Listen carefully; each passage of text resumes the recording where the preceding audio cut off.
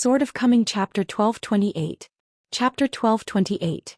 Teaching boxing and preaching. Standing on the top of the mountain is Qin Pingan's mind and sword holder.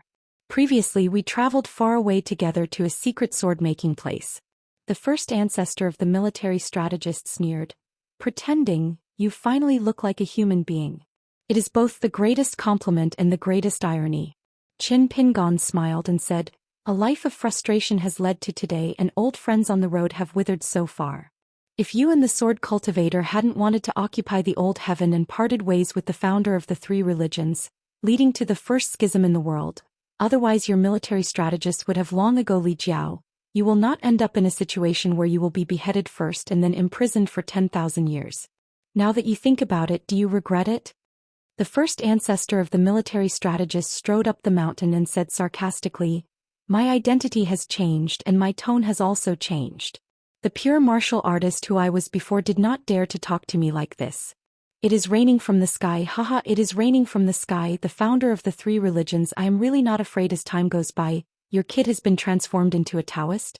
The one in the sky cannot be broken, so they can only surround it and sit there for thousands of years facing Zhou Xian and the new gods. You both look at me and I look at you. If you stare blankly, there will be another one in the world. Wouldn't it be a disaster?" Zhou Xian ascended to the sky. Qin Pingan was on the ground, each taking half. Of course, it's not Zhou Xian or Qin Pingan. It's the co-lord of the heavenly court who turned around after 10,000 years. Whether it's Houran Jiaxing or Qin Pingan of Mubatal Alley, they all got to where they are today step by step. Like the two of them divided the family property equally. The ancestor of the military strategist was chopped down by a sword from the top of the mountain and retreated to the foot of the mountain. The burly man just stretched out his hand to grab it, pulled out the abundant sword energy that was as difficult as a long river of time from his body, and threw it away thousands of miles away. Outside there was an earth-shaking vibration. The burly man didn't even look at it and just climbed the mountain again. There were no words this time, and he just walked silently to the mountainside, only to be hit back to the foot of the mountain by a magnificent sword light pouring down the mountain like a waterfall in the Tianhe River. The sword energy was condensed and spread all over the mountain. The ancestor of the military strategist used his fists to open the way, forcibly creating a huge gap, and went upstream.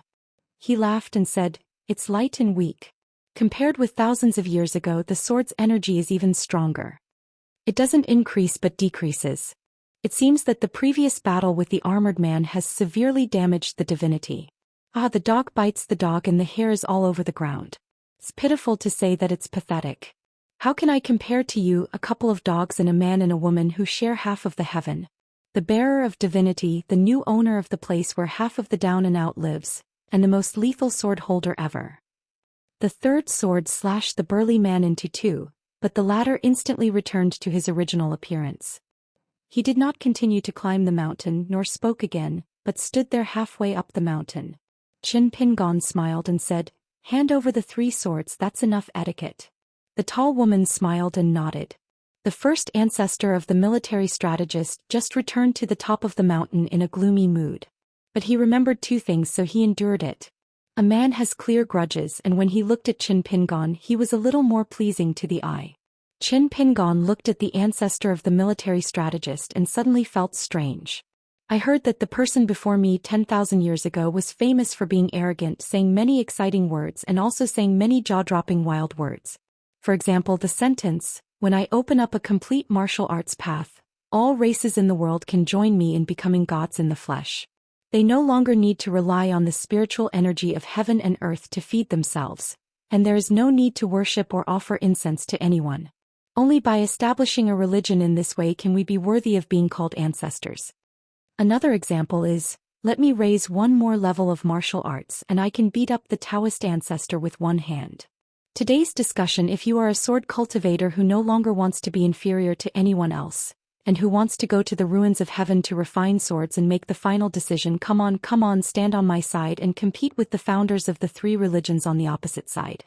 Although this ancestor of the military strategist lost, he never gave up.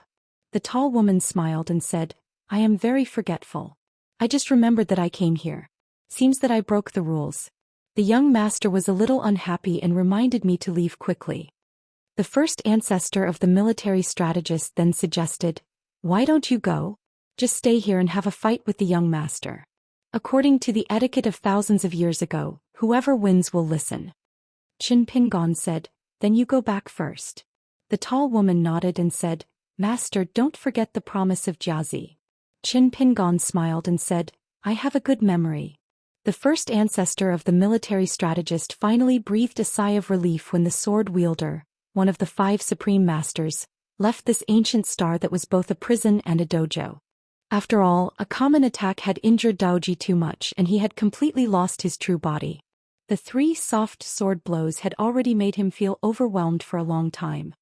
He sat cross-legged on the top of the mountain and began to peel off those lingering ghosts.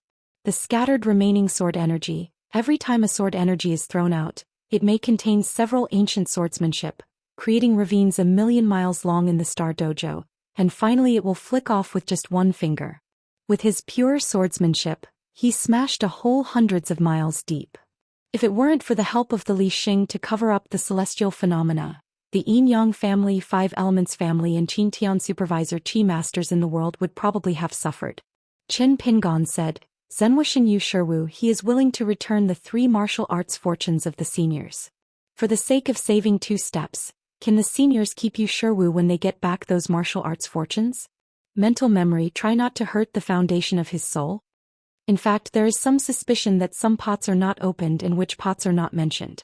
The first military dissolution in the world turned out to be a joint beheading and dismemberment. Talking about this as soon as we meet is really rubbing salt into the wound. The first ancestor of the military strategist put his fists on his knees and showed no signs of anger. He said calmly, you can make another request. The implication is that you agree to this matter? So easy to talk to? Then we, as juniors, have to talk a little more, right? Although Qin Pingon was confused, he still thought about it carefully and said, my founding disciple Pei Qian, her photographic memory is different from that of ordinary Qi practitioners. Does your senior have a proper solution? The ancestor of the military strategist who had his back to Qin Pingon, softened his tone a bit and said, change your request. Although Qin Pingon felt regretful, he had no choice but to change his request and said, Senior, when you come down the mountain, you can go sit in the lotus root blessing of the junior in your free time. The first ancestor of the military strategist sneered, who do you think I am, that I want to imitate the mountain and find a tree pillar to sit on? Judging from his tone, it was obvious that he was unwilling to go to lotus root blessed land to help take charge of the mountains and rivers. Now that Qin Pingon has settled the matter of Yu Shiwu with this senior, he is actually quite surprised. He originally thought that good things will be long-lasting, and even prepared the worst plan of breaking up if he disagreed with him. Now that he has achieved his goal, Qin Pingon no more trying to push the envelope. Just accept it as soon as you see fit. Unexpectedly, the ancestor of the military strategist had no intention of letting Qin Pingon go immediately. He came and left whenever he wanted. What kind of place was this? Prepare the toilet with corn clothes? Qin Pingon didn't care, he just settled down as he came and simply started to observe the 11 warriors standing on the top of the mountain. Qin Pingon, who was squeezed out of the 10th level of Qi by his eldest disciple and was no longer in the dark, actually didn't feel surprised at all. He said that he had no regrets in his heart. That would be a lie to himself, but in the end he was more happy. But how come Qin Pingon, the 9-level man in red robe, was also squeezed out? After all, Qin Pingon is really confident that he will not move here for a long time. It is himself who has been unprecedented for thousands of years. This is an established fact. Even Qin Pingon, who is as cautious as Qin Pingon, feels that this person has hoped to achieve this at least within a few hundred years. No one will come after you. No matter what, in less than a year Qin Pingon lost 2 seats at the top of the mountain one after another. Qin Pingon couldn't help but feel a little melancholy. He squatted down and looked at the latecomer who had seized the territory. The other party was quite easy to recognize. Among the 11 seats, there was only this strange martial artist. He sat cross-legged on the ground with his back straight and his hands folded on his abdomen. The muscles in his arms were tangled and his appearance could not be seen clearly, just because his hair was hanging to the ground, even covering his entire face. This man's fists are so vast that each hair is like a waterfall pouring down slowly. As this man breathes, the hairs flutter. His body and muscles are strong and his fists are powerful, which can be said to be thrilling. Qin Pingan looked at it carefully and found it even more incredible. It turned out that every hair was covered with tens of thousands of ghosts. The first ancestor of the military strategist said with a smile, "It's normal to lose to her from the top of the mountain to the bottom level. As time goes on, they will only get stronger and stronger. The world's martial arts path will never let you and Chao Ci, two young boys, share the same status and steal the limelight." "How did you feel about the half punch earlier?" Qin Pingan said truthfully, "It's a great taste to have hot pot and wine." The burly man laughed heartily. "Okay, that's a good statement.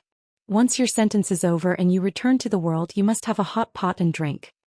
Qin Pingan asked tentatively, "As long as the seniors don't mind, how about the juniors go back to the mountain, prepare hot pot and wine, and come here in person to have a good meal?" The first ancestor of the military strategist clicked his tongue and said, "As long as there is a little advantage to be taken advantage of, you really don't fall behind at all. Can those who follow you learn well?" Qin Pingan was surprised. Why did the ancestor of the military strategist's words always have an inexplicable meaning when the two sides met on the mountaintop? "What qualifications do you have to tell me what my Luoyushen style is like?" The burly man said, "In the next 100 years, there will be a lot of monks in the 14th realm. I don't know how many will be left in the next 1,000 years." Qin Pingan nodded. "Everyone will pursue his future according to his own ability. In the end, whether it will blossom or bear fruit, the future will depend on his own ability." Carrying the true name of the demon clan and combining it with half of the Great Wall of Sword Qi, Qin Pingan's immortal slew robe can actually be named Fengzheng. As a result, the battle with Ma Kushuan caused the robe to be broken, and there were a few fish in the wild world that had the opportunity to slip through the net. The next moment, Qin Pingan's mind returned to his true body. He was in a mansion at the foot of Fuyao, where he could lean on the railing and overlook Tiaoyu Mountain. On the top of the mountain, the burly man stood up and came to a place where he had to squat down and lower his head just to look him in the eye. The charcoal-looking little girl, with her arms folded across her chest and her head tilted, seemed to be very puzzled. "Is this stupid big guy just bragging about not drafting at my master's side? In fact, he can't eat spicy food or drink alcohol. Just the thought of eating hot pot and drinking old wine makes you unbearable? Ah, you're such a big guy, you're a loser. You're a million miles behind my master." The burly man with gentle eyes wanted to reach out and rub her little head, but the little girl glared and angrily said, "Don't touch me." The man who once took the place of the first Taoist priest in the world and continued to ascend to the sky covered his face with slightly trembling palms. "Zhou Xian, the master of Lulu Mountain, has a long life, and the king of Wei in the northern mountains." Their appearance together was scary enough for the 16 people. Especially the arrival of Beiyue Yeo Shinjun is both unexpected and reasonable. In Tiaoyu Mountain, 8 martial arts practitioners and 8 Taoists live separately. When they arrived at the mountain, Zhou Lian led them to their respective residences. The house was clean and tidy, nothing more, neither rich nor immortal. The master in charge didn't tell them any rules or taboos, he just told them to abide by their duties and be free to do whatever they wanted. As for how to calculate duty and what arbitrariness is, there is no explanation. The 2 masters, Jing Juzhong and Xin Yuanji, who were responsible for teaching boxing to the 8 people, both lived in the mountains. Master Jing initially wanted to be neighbors with Master Xin, but it didn't work out. And this man, who didn't look like a master at all, told them with certainty as soon as they met, saying that he was one of the few martial arts masters in Aquarius continent. He was talented in boxing and was even more talented in teaching boxing. You must cherish it. On the other hand, the woman who was clearly more like a master told them straight to the point that her qualifications were average and she was not good at martial arts. If anyone felt that they had been misled, they could find someone else to teach them. But the other 8 preachers still did not show up. If Luo Shan didn't tell them, they wouldn't dare to ask. It is most difficult for the Immortal family to save people by common sense. It depends on everything, including talent, character, chance, acquired habits, etc. Everyone just silently practices and refines qi according to the Taoist methods they have learned before. Previously on the ferry, several boys and girls had made an appointment to go to the gate of Luopa Mountain for a stroll when they had free time. Now they were all beating in their hearts and did not dare to have such an idea. I was afraid that if I jumped into the fish mountain, I would be caught red-handed, so I told them that I could just pack up my bags and go home. Between Tiaoyu Mountain and Lulu Mountain, there is Fuyolu, which is also said to be a mountain. When the weather is clear, you can vaguely see the scenery of Fiolu. If you are lucky, you can also see the Jisa Peak shrouded in clouds and mist. The ancestral hall of Lulu Mountain was built there. The more it looks unreal, the more curious it becomes. I look forward to the next meeting of the ancestral hall and take a look at those images of immortals riding the wind and swords like rainbows from a distance. In just a few days, the 8 people's impressions of the 2 boxing masters were greatly changed. The one surnamed Xing was careless and had no real skills, but he was really capable. On the contrary, it was the female master surnamed Xin. If she was not deliberately hiding her clumsiness and unwilling to teach the truth, she would just be embroidering pillows and teaching the boxing moves. She was strict and orderly, nothing more. Xing Dafeng smiled and deliberately didn't say anything. Instead, he deliberately added fuel to the fire and taught the 8 martial arts geniuses who had eyes as high as their heads a few good punches. If it is not a good piece of material, the Dali Imperial Court would not dare to send it here to waste Shanju Chen's precious time in cultivating the Taoism. They are all possessed by the fist spirit, and they have been inspected one by Qin Tianjian secretly, and they are indeed martial arts. If not, the Dali Imperial Court would not dare to send the next batch of carefully selected sword cultivators to Luopa Mountain. Every time Sun Yuanji takes a break from teaching boxing, she always subconsciously purses her lips when she is alone in the martial arts arena. At night, looking at the lights on the table and the precious boxing records that Mr. Zhu compiled and hand-copied in his early years, she wanted to go to Lulu Mountain several times to find Mr. Zhu, or directly talk to Qin Pingan about this boxing. She couldn't teach him, not out of anger, but because Sun Yuanji really believed that his level and qualifications were not enough. When it comes to whether he has any grievances in his heart, Sun Yuanji certainly has some. The sun is setting in the west and the sky is burning with clouds, bright red, like ancient gods smashing countless corals. There are green willows in the mountains, craggy rocks at dusk, and iron accumulation in the blue sky. After Pei Qian left the lotus root-blessed land, she came to the Tiaoyu Mountain martial arts arena. She observed it secretly for a while. When Sun Yuanji said to take a rest, Pei Qian was sitting on the roof. There were no whispers in the martial arts field. After all, this is the top of the vassal mountain of Luopa Mountain. God knows if there is that immortal who has used his magical power to view mountains and rivers and is looking at this place from a distance in Luopa Mountain. But they abide by the rules and dare not make any mistakes. They don't say anything with their mouths, but their eyes can speak. This made Sun Yuanji feel a little uncomfortable, but he could only pretend that nothing happened. At the same time, Sun Yuanji suddenly understood a truth that Mr. Zhu himself said, but unfortunately she did not feel deeply about it back then. It's because she is so blessed that she doesn't know how blessed she is. It turns out that in the past, no one took the realms seriously, not only in their eyes but also in their hearts. Sun Yuanji heard someone calling Sister Xin. She heard the voice was familiar but the title was unfamiliar. She came back to her senses, turned around and saw that it was Pei Qian. Sun Yuanji was stunned. She just smiled and nodded out of habit, forgetting to return the favor with her hands and fists. After all, when the two parties met in the past, their relationship was always so casual. When Pei Qian showed up, the martial arts arena was in an uproar. Unlike that young hermit official, Pei Qian's appearance has long been known to people in the mountains. Otherwise, in Aquarius continent today, there wouldn't be so many quaint women wearing black clothes and wearing buns, all of whom would go by the pseudonym Xing Qian. Pei Qian, Grandmaster Pei, one of the 4 great masters of Aquarius continent Wushu, who earned the nicknames Xing Qingming and Xing Seiqian for his ability on the battlefield of Dali capital. Pei Qian didn't talk nonsense to them, saying that she would stay in the 4 realms and you guys would go together. Remember, we would go together. One punch at a time, the 8 people were left lying on the ground twitching, as if they were walking around incessantly. Pei Qian looked indifferent and said, "Are they all trash? Do you deserve to come here to learn boxing? Do you also deserve Sun Yuanji to teach you boxing? Get up. If you can't stand up on the count of 3, leave Tiaoyu Mountain by yourself and find another master to learn boxing. Aren't all the eyes above the eyebrows? Are you afraid that you can't find anyone to teach boxing? Sister Tsin is also a half-baked little brat like you, who has the right to look down on her." Before Pei Qian could count to 3, there were 7 people who stood up quickly as if their buttocks were on fire. There was also a girl with the weakest body. She was helped up by a young man who looked very similar to her, but she was just swept away by Pei Qian. At one glance, her eyes instantly turned red and her mind went blank. The girl bit her lips tightly, not daring to cry. Pei Qian said solemnly, "Walking 6 steps for 2 hours, I am exhausted, and it will take me 2 hours to crawl on the ground. If you can't do it, pack your luggage and go to the foot of the mountain to make a floor."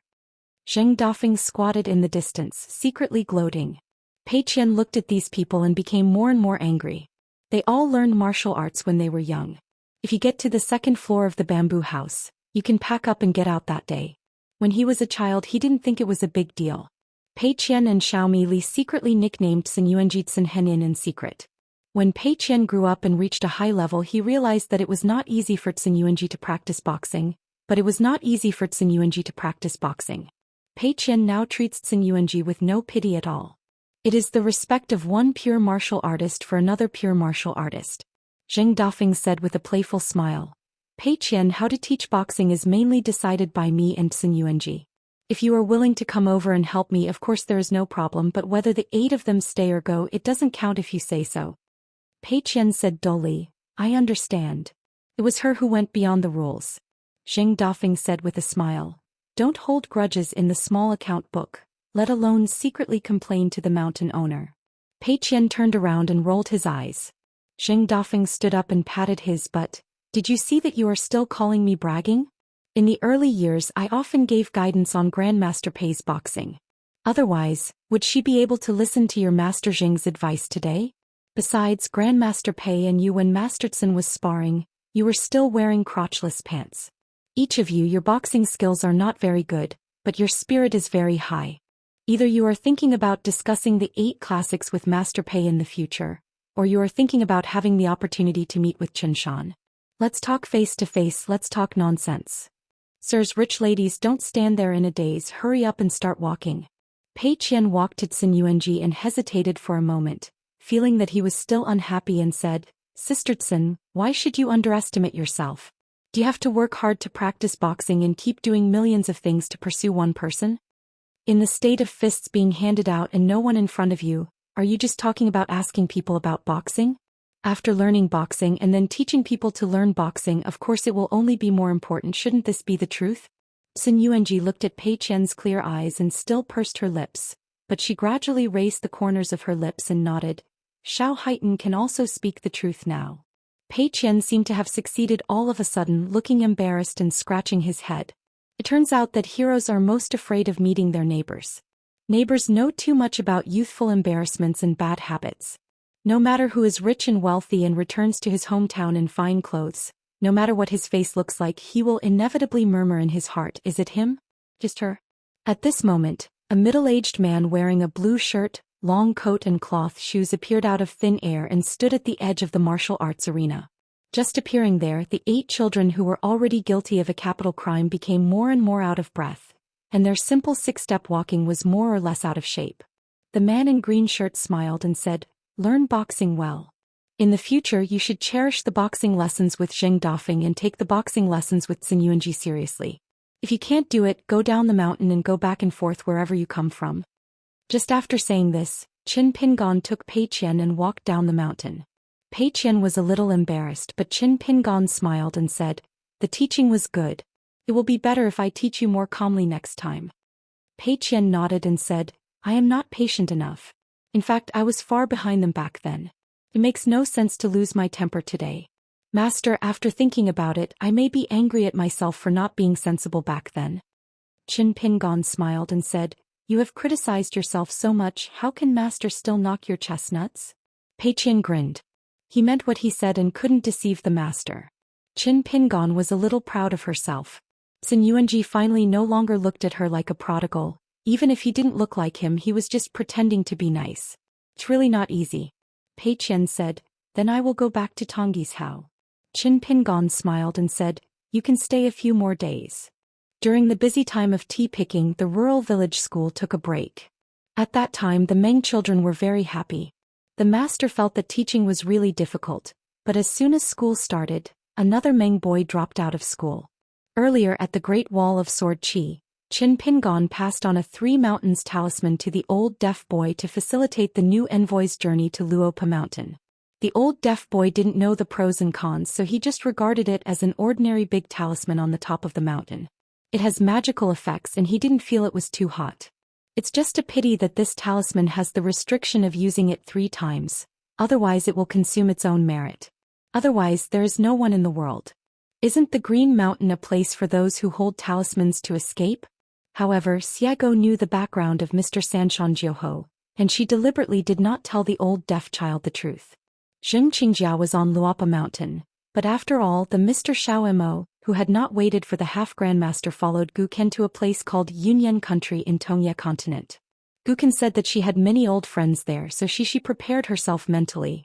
The old master of Yiluo, the great demon on the throne, looked up, and now the women of the Daquan dynasty worship Jing Xing.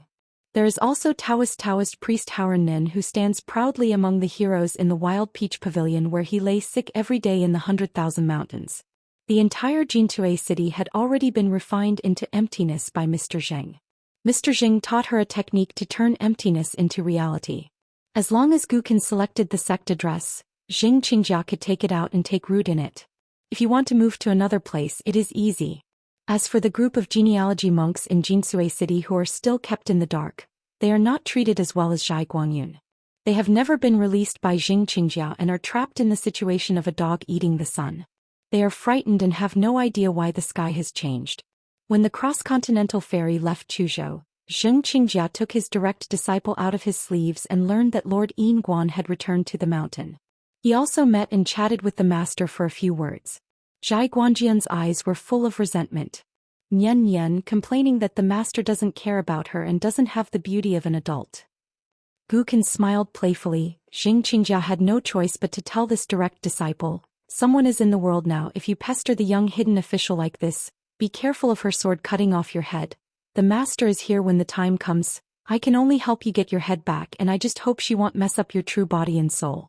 Although Zhai Guangyun was not afraid of anything, she was still very wary of Ning Yao, who had never been masked before. The reason was simple. The higher Ning Yao's level, the more distasteful she would find in the wild world. Ouch, an Ascension Realm sword cultivator is amazing. What's so good about a woman who's about to close her shop just because her man is out drinking more wine with friends? The young hidden official is good at everything, but his single-mindedness is not so good. It would be great if he could imitate Xiao Sun, the previous hidden official and defect from the Sword Qi Great Wall. In the wild world he would be kept for 3 years a year. 165 days, changing partners every day.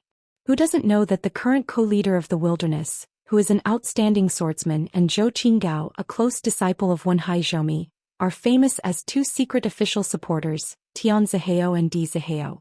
The Liuxia boat intentionally or unintentionally slowed down and passed by Zhongsu on Oriole Island, the boundary of Shujian Lake. He saw the young man in Confucian robes on the bow of the boat. This old Yuanying monk, who was said to be the most like the genealogy monk in Shujian Lake, took the initiative to board the boat and said he changed his mind and was willing to leave the true realm genealogy and seek refuge with Gukan. I never thought that Gukan would also say that he had changed his mind. Even if you, Zhongsu, were willing to join my sect today, you would not be the first head of the sect and would have to start from the most ordinary position of registered worship. Zhongsu's face turned gloomy, but in the end he still did not get off the ship.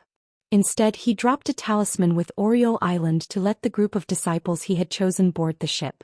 Qin Pingon had an honest talk with Jing Qingjia before. Since he didn't know that Yuanhu Taoist fellows would come to Howren Tianxia, he made a deal with Tao Ting, who had now turned into a Nin Taoist priest. The latter gave Jingqiqing refining from the several secret techniques of the robe. The Nun Taoist will take 10% of all the profits, and both parties will settle the accounts every 60 years. Jing Qingjia had a completely indifferent attitude towards this. He only said that Mr. Yin Guan did not need to care about Jingqiqing's opinion. The secret techniques of Jingqiqing weaving mastered by Senior Tao Ting were already slightly outdated old almanacs. Now Jingqiqing refines robes. His unique method is, don't come up with tricks, there are new ways. Not to mention that there are 9 continents in Howren. No matter how good the sales of Jingqiqing's robes are, if they can capture the business share of 2 or 3 continents, it is already the limit of Jingqiqing's output. It is always easy for smart people to deal with smart people. In the world, southeast, northwest, there are always gatherings and separations, and we need to go our separate ways. Chao Rong, the Tianjun of the Baiyu Jingnan Huaqing lineage, brought Zhao Fiang back to Lingfei Palace, but his name will not be recorded for the time being.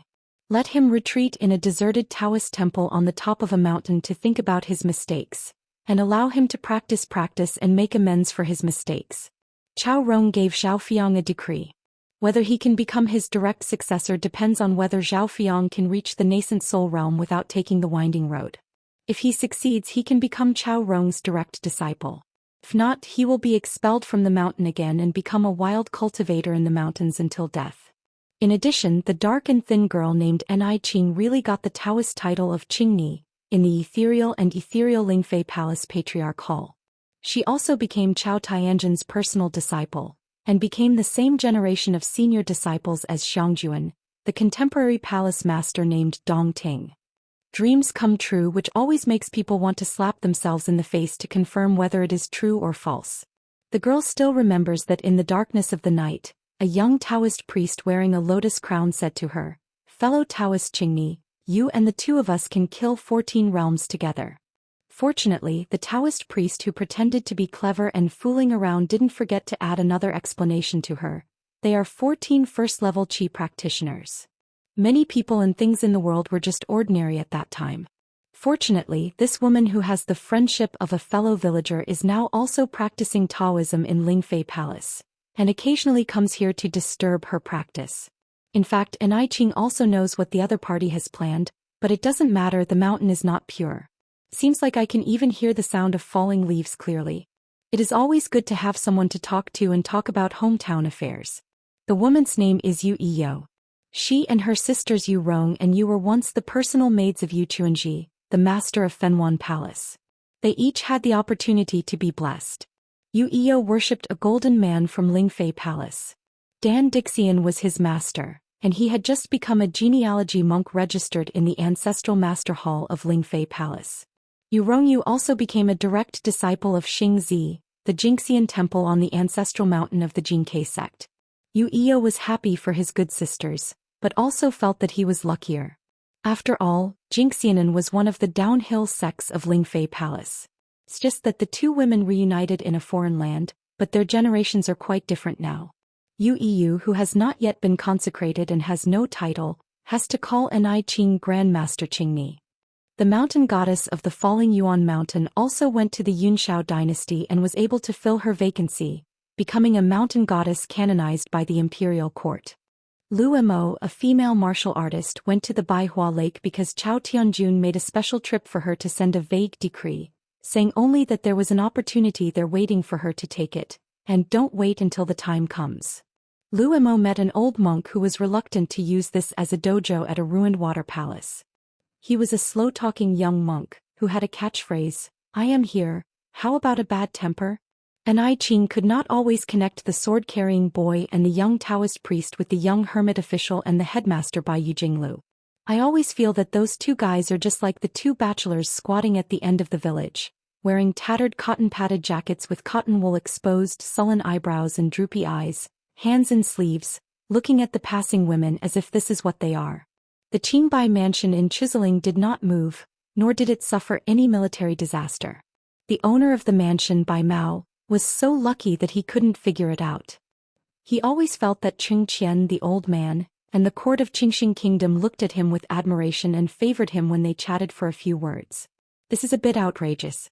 Palace Master Bai is puzzled. Could it be that my ancestors had great masters and were gods on the mountain? But when Bai Mao was young, he carefully looked through the family tree and found that there was no such thing. Bai Mao missed the two new friends he had just met very much. One liked to brag and the other probably had to do some forced buying and selling because of his livelihood. Now Bai Mao will always think of how he seemed to have slapped the sword-carrying boy on the head by the well in the small town at the foot of Hehuan Mountain. If we meet again, will we try again? Luo Shan did not wait for Xiego, who was wandering around somewhere, but instead waited for the pair of master and disciple, Lao Defer and Yu Yu. At the gate of the mountain, the old deaf boy saw the white-haired boy who couldn't carry it clearly, an old acquaintance from the Sword Chi Great Wall prison. Because it was the first time for Yu Yu to use the Three Mountains talisman, his realm was not high enough and his body was not strong enough, so he felt dizzy just after he stood still and vomited. The white-haired boy originally thought that the old deaf boy was just a passerby on his family's hillside. As soon as he heard that the old deaf boy wanted to be his family's enshrinement, he immediately became unhappy. The old deaf child also saw that the other person barely had the word disgust written on his face and felt quite helpless. What was even more helpless was that the white-haired boy raised his chin. After being reminded, the old deaf child could only call out "Grandpa." The old deaf child did not forget to speak from his heart. Before the old deaf boy became a formal worshipper, the white-haired boy started to put on small shoes for the other party. As soon as he had the power, he gave the order, "You doesn't need to introduce, I know it very well. Old deaf boy, you hurry up and report your name, Taoist number, place of origin and level of cultivation." The old deaf boy had no choice but to report his name Gontang, Taoist name Longxing, the location of the Taoist temple in the past, etc. At that time, Qin Pingon left Xianxia, and without outsiders the old blind man began to miss his beloved disciple.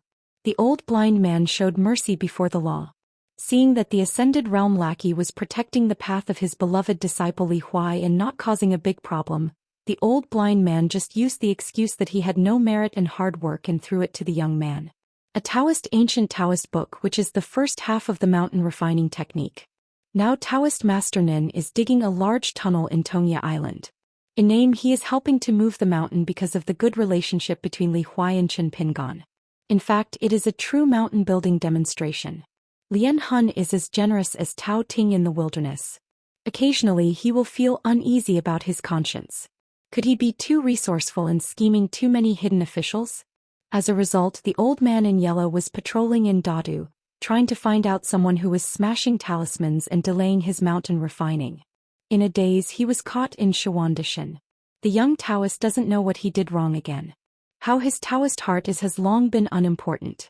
It is just a piece of gall that may break at any time. Used to it. The old blind man smiled half-heartedly. "I heard that you have made a deal with Qin Pingon?" The young Taoist had a sad face and felt extremely sad in his heart. "Well, Qin Pingon, you're just trying to make some magic money from you, so why are you suing me here? If you want to grab money, just say so, why bother negotiating a deal?" The old blind man said, "Did I give you face?" The young Taoist shows his true body and goes to the ground. "Please stay." After waiting for a long time, but still not waiting for the old blind man's kick, the young Taoist raised his head, a little confused. The old blind man took out a Taoist book from his sleeve and threw it to the young Taoist's mouth. "Take it away." The young Taoist hurriedly grabbed the Taoist book, the second half of the mountain refining technique. The old blind man said, "If within 100 years you still can't join the Tao and can't compete with Zhou Xian, you can just lie there and enjoy the blessings in the Ascension realm for the rest of your life." The young Taoist transformed into a human form, holding the book in both hands, weeping with joy, and bowed to express his thanks. "Barbarian Peach Pavilion, I would like to thank my predecessors for their kindness in preaching." But the old blind man was so grateful to Tao Ting that he didn't take it seriously at all and just told him to get out of here so that he wouldn't be an eyesore. When the young Taoist returned to Dadu in Tongyi's house and regained consciousness, there were two vague words lingering in his ears. "Now that you are in the Ascension realm, your vision is still narrow. When you see me, you are like a frog at the bottom of a well looking up at the moon. When you are lucky enough to reach the 14th realm one day, you will see me like a mayfly in the sky." Xiego also returned to Luopa Mountain, saying that he missed Shanju Qin and Guogua very much after wandering around for a few days. Qin Pingon said that he planned to let Xiaomo go to Tiaoyu Mountain to teach Taoism in the future. The underlying meaning of a certain sentence that goes unspoken could not be more simple. "Xietzishi, since your Xiaomo is not in the mountains for the time being?" Xiego immediately understood, rubbed the mink hat and put on a posture of showing no one else but me. Mountain master, I'll do it, I'll do it." When they arrived at Tiaoyu Mountain, the girl in the mink hat saw the 8 Qi practitioners and said straight to the point, "My name is Xiego and I am Xiaomo's Taoist companion. In these days I will teach you well and you will learn well and try to stay. Drink my wedding wine with Xiaomo." The 8 people looked at each other in shock. They had thought of many ways to meet the preacher, but they never imagined that it would be such a person and such a scene. Xiego remembered the mountain master's instructions, so she added a few words. "One of my Taoist names is Bai Jing. He comes from the wild world and has beheaded several throne monsters." After the introduction, he was ready to preach. Everyone cheered up. "You have to start hearing the truth. Ignoring the dumbfounded little guys, Xiago went to work on his own. I heard that the mountain master planned to visit the Qianglin sect in Luzhou Beiju in the near future. Xiago became energetic when he heard this and would not feel sleepy again. As for temporarily replacing Xiaomo and giving 8 wastes, well, you can't say that, and you can't say that one day in the future. Some of them are the genealogy monks of the Jisa Peak Ancestral Master Hall. He helps them teach Taoism. Just a little bit from her fingernails is enough for these guys to learn it for hundreds of thousands of years. As for what to do in Qianglin sect, Xiago didn't hesitate to ask what else could be done. Either ask for swordsmanship or demolish the ancestral hall. Xiago was very happy about this. What a wonderful name I got. In other places, dogs fight against human power. It's good for the mountain owner, but the man is the dog's power. Sword of Coming Chapter 1229. Chapter 1229. A fresh story in life. It is easy to get drunk with wine, and there is no opponent in the world. Amidst the colorful clouds of the lonely city, the entire Baidi city was deserted except for Jing Juzhong. Even the Liuli Pavilion was thrown out of the city by Jing Juzhong. After all, as a junior brother you have to listen to your senior brother. Lu Qiqing was helpless about this and did not dare to say no. However, he had to say goodbye to the city lord's senior brother in person before leaving. Jing Juzhong looked at the tearful Lu Qiqing and sighed. Thinking of an old incident that was not big or small, Jing Juzhong finally softened his heart for a rare moment. He appeared at the mountain gate and told his junior brother in pink robes, for example, if he got into trouble outside, he should not report it to his master easily. Name lest the other party dare not kill you. Lu Qiqing immediately understood that he could not give his master's name, he could only give his senior brother's name. Jing Juzhong waved his hand to signal Lu Qiqing to stop standing there and being an eyesore. Lu Qiqing may be reluctant to leave, so he has nothing to say. He wants to confirm something from his heart. How many 14th realms does his senior brother have? As a junior, of course he wanted to believe it, but he really couldn't believe it. Jing Juzhong smiled and asked, how many do you want? Lu Qiqing carefully said that of course the more the merrier, 2 is never too few and 3 is never too many. Lu Qiqing asked his senior brother if he could go further. Jing Juzhong saw a kind of worry in the other person's eyes, so he patted his shoulder and said with a smile, smart people are eager to learn, but fools are hard to be fooled. Don't think too much about things that shouldn't be used by you and just be your fool. If there are any chi practitioners in the world who would rather not be in the 14th realm and would be better off with someone else, Lu Qiqing must be one of them without any hesitation or even a trace of hypocrisy. Just like Jing Juzhong back then, because he was hesitant about which path to choose to advance to the 14th realm, and had nothing to do, he set up a puppet to manipulate people both inside and outside, completely unaware that it was Jing Juzhong who was killing Jing Juzhong and himself. In short, in the conspiracy that engulfed the entire Baidi city, even Han Xiaosa and his ilk were no exception. Only Lu Qiqing, wearing a pink Taoist robe, stood between one person and 10,000 people. He had no heroic words and no words. If he didn't say harsh words, Lu Qiqing would be crushed into a pulp by hundreds of sword lights, spells and magical powers in an instant. Even to his death he still hated Han Xiaosa and the others for their betrayal, worried about the safety of the senior brother behind him, and died.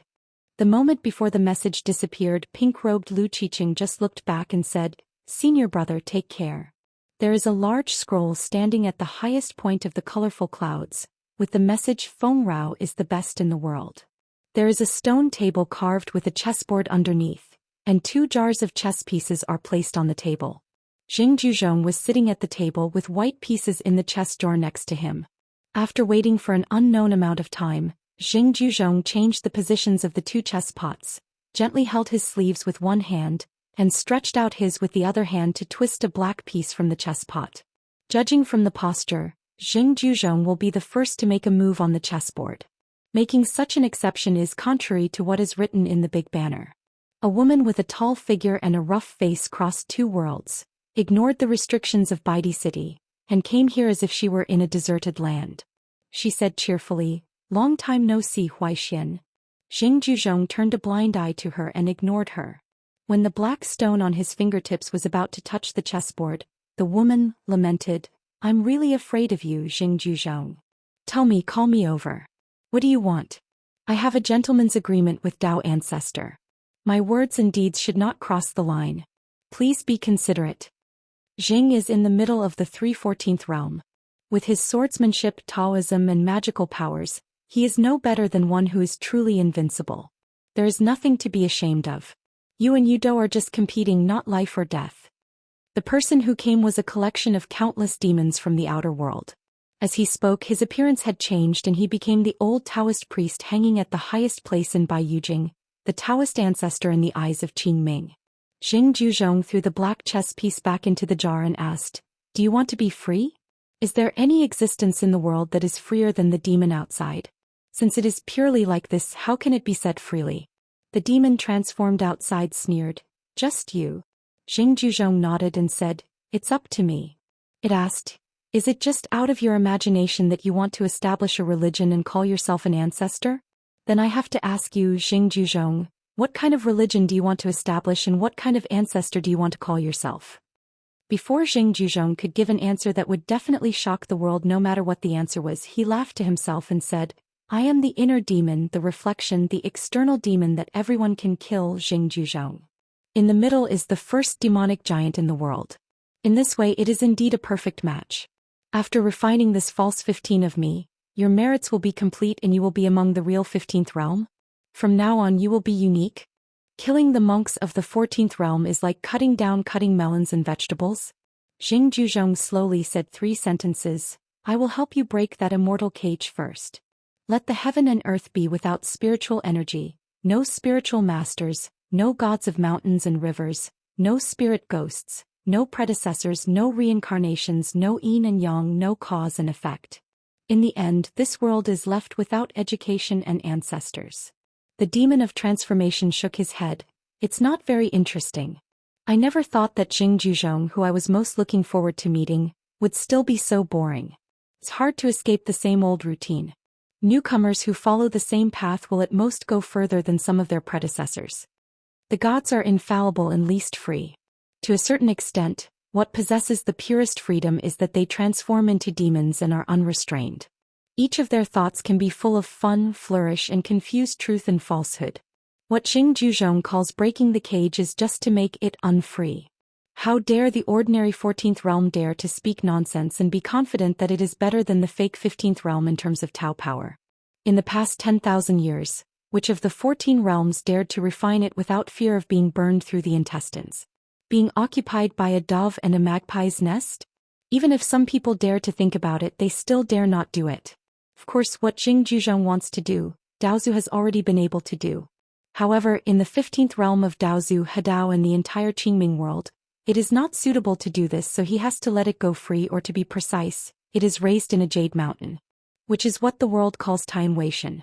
Someone rightly said, a Taoist eliminates inner demons like schooling, and schooling is like sweeping away fallen leaves from the heart, swirling and swirling, falling leaves fluttering and dust rising, swirling and swirling. Chang Rodeo ancestor is still a Taoist, unable to transcend this category. Faced with the inner demons that originate from all the Taoists in the world, they cannot be eliminated or refined. The reason for this is because the ruins of the ancient heaven have always existed and cannot be completely destroyed, and when Haizhomi, who ascended to heaven and left, abats the new heaven and invites the gods to return to their thrones. Otherwise, the founders of the 3 religions can really reach an agreement and let the Taoist ancestors free their hands to refine the trillions of inner demons for thousands of years and serve as the great avenue for practitioners of the 15th realm to once again prove the Tao. It is impossible to say that the first 16th realm in the world is, which is what Daozu has in his pocket. Xing Juzhong smiled and said, "It's quite interesting to be underestimated by an alien demon." Standing up, Xing Juzhong looked at a very ordinary place in Baidi City. Following Xing Juzhong's line of sight, the demon transformed outside saw a bamboo forest. It is raining from the sky, and in the new 14th realm, bamboo shoots are springing up after the rain. The tips of the bamboo shoots are about to come out, just like arches of yellow mud, tender and delicious. Spring bamboo shoots will grow very quickly, provided of course that they are not pulled out and eaten. They will have the opportunity to break out of the ground and grow into a green bamboo pole, and eventually become an old bamboo until bamboo flowers bloom. Even if Xing Juzhong himself is a brand new 14th realm, Xing Juzhong's 3 14th realms and 3 combined ways have nothing to do with the gifts given by the founders of the 3 religions. There is a watershed. Xing Juzhong still belongs to the old 14th realm. As for Ning Yao, the number one person in the colorful world, she followed Qin Kingda's reminder and chose to retreat to hide from the rain. So only on the timeline Ning Yao is in the new 14th realm. Therefore Jing Zheshang's view of Ning Yao is no different from that of the old blind man named Zhi in Shirwanda Mountain. They both felt that Ning Yao's 14th realm was highly lethal. The once awe-inspiring Jia Xing and later the wild and meticulous man, apart from the nickname Tong Tian Old Fox, given to him by others, Wen Hai, which is more like a master's title, still needs to be better known to others. There are two theories about the sea of literature. One is that Zhoumi's knowledge is as vast and profound as a bottomless sea, and the other is that Zhoumi created his own tens of thousands of wild characters called Shui Yun Shu. Throughout the underworld, there are also a small group of ghost monks who are well hidden in the underworld. The former are like the two ghost immortals in the immortal hairpin city, the old woman named Qianggu, hiding on the Huangquan road. The old woman lost the treasure called Flaxen. The ghost fairy old woman who is really a mosquito is complaining about herself, and the Wu Wei, the master of the Ascension Realm great demon Xuanpu, is also in a hidden dojo. In order to kill Qin Pingan's ambition in the world, Wu Ti lamented that time waits for no one. Unexpectedly, the senior who had already reached the threshold seemed to be unable to cross that step. But before Wu Ti felt that there was still a chance, there was God's will in the dark. They all noticed some mysterious signs and their Taoist hearts were shocked. This group of ghosts and immortals who had their own Taoist practices all unanimously sighed quietly, feeling empty in their hearts. A single plank bridge, first come first served. They are both ghosts and destined to be cut off. I just don't know which old guy can achieve this kind of fortune. But in fact the ghost Su Jun is still less than 50 years old. He just relied on his Taoist companions and reached the 14th realm by eating soft food. In Yuzhou Qingming world, the new palace master of Huayang Palace in Difei Mountain turned out to be an outsider, with the pseudonym Mao Jue and the Taoist name White Bone. After Mao Jue deduced the result, he didn't have much resentment. He just looked calm and scolded the headmaster Lu with a smile. "You bitch, you are so cruel that you are even cheating yourself." Leap Moon Peak. As Lu Tai said before climbing the mountain, Zhang Fenghai, who is only half a step away from the 14th realm, can only cross that half step when the heavy rain falls on the world. That's just the way it is. Zhang Fenghai, who has already reached the Ascension realm, has made further progress without any doubts. Zhang Fenghai, who had read all the books in Yushu City at the age of 30, was imprisoned in Xianxia cave of Xinyue Palace for many years. In the end he chose to betray Bai Yujing, join forces with Wu Fu and establish his own business. Under Lu Tai's help, a total of 6 people established a sect, which has been announced to the entire Qingming world. Zhang Fenghai was of course the sect leader, and Lu Tai, who had worked so hard and accomplished so much, was not only the chief minister as agreed, but also the deputy sect leader. Lu Tai lowered his head and crouched, holding a dog's tail with both hands, and staggered towards Zhang Fenghai, who was drinking on the cliff. He said he had no eyesight and hurriedly congratulated the sect leader. Poor that dog, sensing Zhang Fenghai's majestic Tao Qi, he didn't dare to go, but he couldn't help it, so he had to whine. Lu Tai pulled the dog's tail and laughed loudly. "Sir, I'm very happy to congratulate you. Does the agreement we made earlier still count?" Previously, Lu Tai Gonghua said that there were some interesting young people in the wild world. According to Zhang Fenghai's deduction, before he could go one step further with Xinfeng, he would have to have 5 people in the Ascension realm to guarantee his trip to the wild world. It was not without accidents. But there were no big surprises. Lu Tai climbed up the pole and asked Zhang Fenghai and Xinfeng to work harder. Lu Tai threw the dog that couldn't get on the table, clapped his hands, sat next to Zhang Fenghai and asked in a low voice, "How do you say hard work?" Zhang Fenghai said, "1 step becomes half a step." Today's martial arts attainments are probably equal to those of Lin Jiangxian 100 years ago. Lu Tai rubbed his hands and said, "We from a small family rarely go out to relax. We don't dare to expect to make achievements. If we don't have to worry about being slapped to death, that's probably enough." Zhang Fenghai nodded and said, "As long as you don't cause trouble everywhere, it won't be a big problem. The hard work is just a lip service." In fact, he has always wanted to visit other places in the world. Lu Tai sighed, "I am a person who travels around the world, always being kind to others and being honest in everything I do." He is not like Master Lu, who can chat with a dog passing by on the roadside. No dog will pick up the Master Lu poops. Zhang Fenghai put the wine bottle on his waist, stood up and looked back at the sect members who looked more or less expectantly. But before he, the sect leader, could say anything, the deputy sect leader put his hands on his hips and laughed. We 6 masters plus 1 Lu Qin, how can we go anywhere in the world? Lu Tai glanced at the lying Lu Qin, who immediately understood and opened his mouth and barked. Lu Bixia asked curiously, the situation in Yinzhou was not bad before, could it be that ghost Su Jun? This female casual cultivator is at the pinnacle of the Ascension realm, and she is also one of the candidates for Qingming Tianxia. Lu Tai nodded and said, the ability to eat soft food is the best in the world. I won't be convinced. Yuan Ying smiled and said, Master Yin Guan has lost to Su Jun by a hair. 14th level Zhang Fenghai, Qingming's second best martial artist in the world, Lu Bixiao, Lu Tai and Yuan Ying, one of the 10 young candidates in the world, are the disciples of Xingyuan. The 6 of them plan to go out to relax and explore the wild world.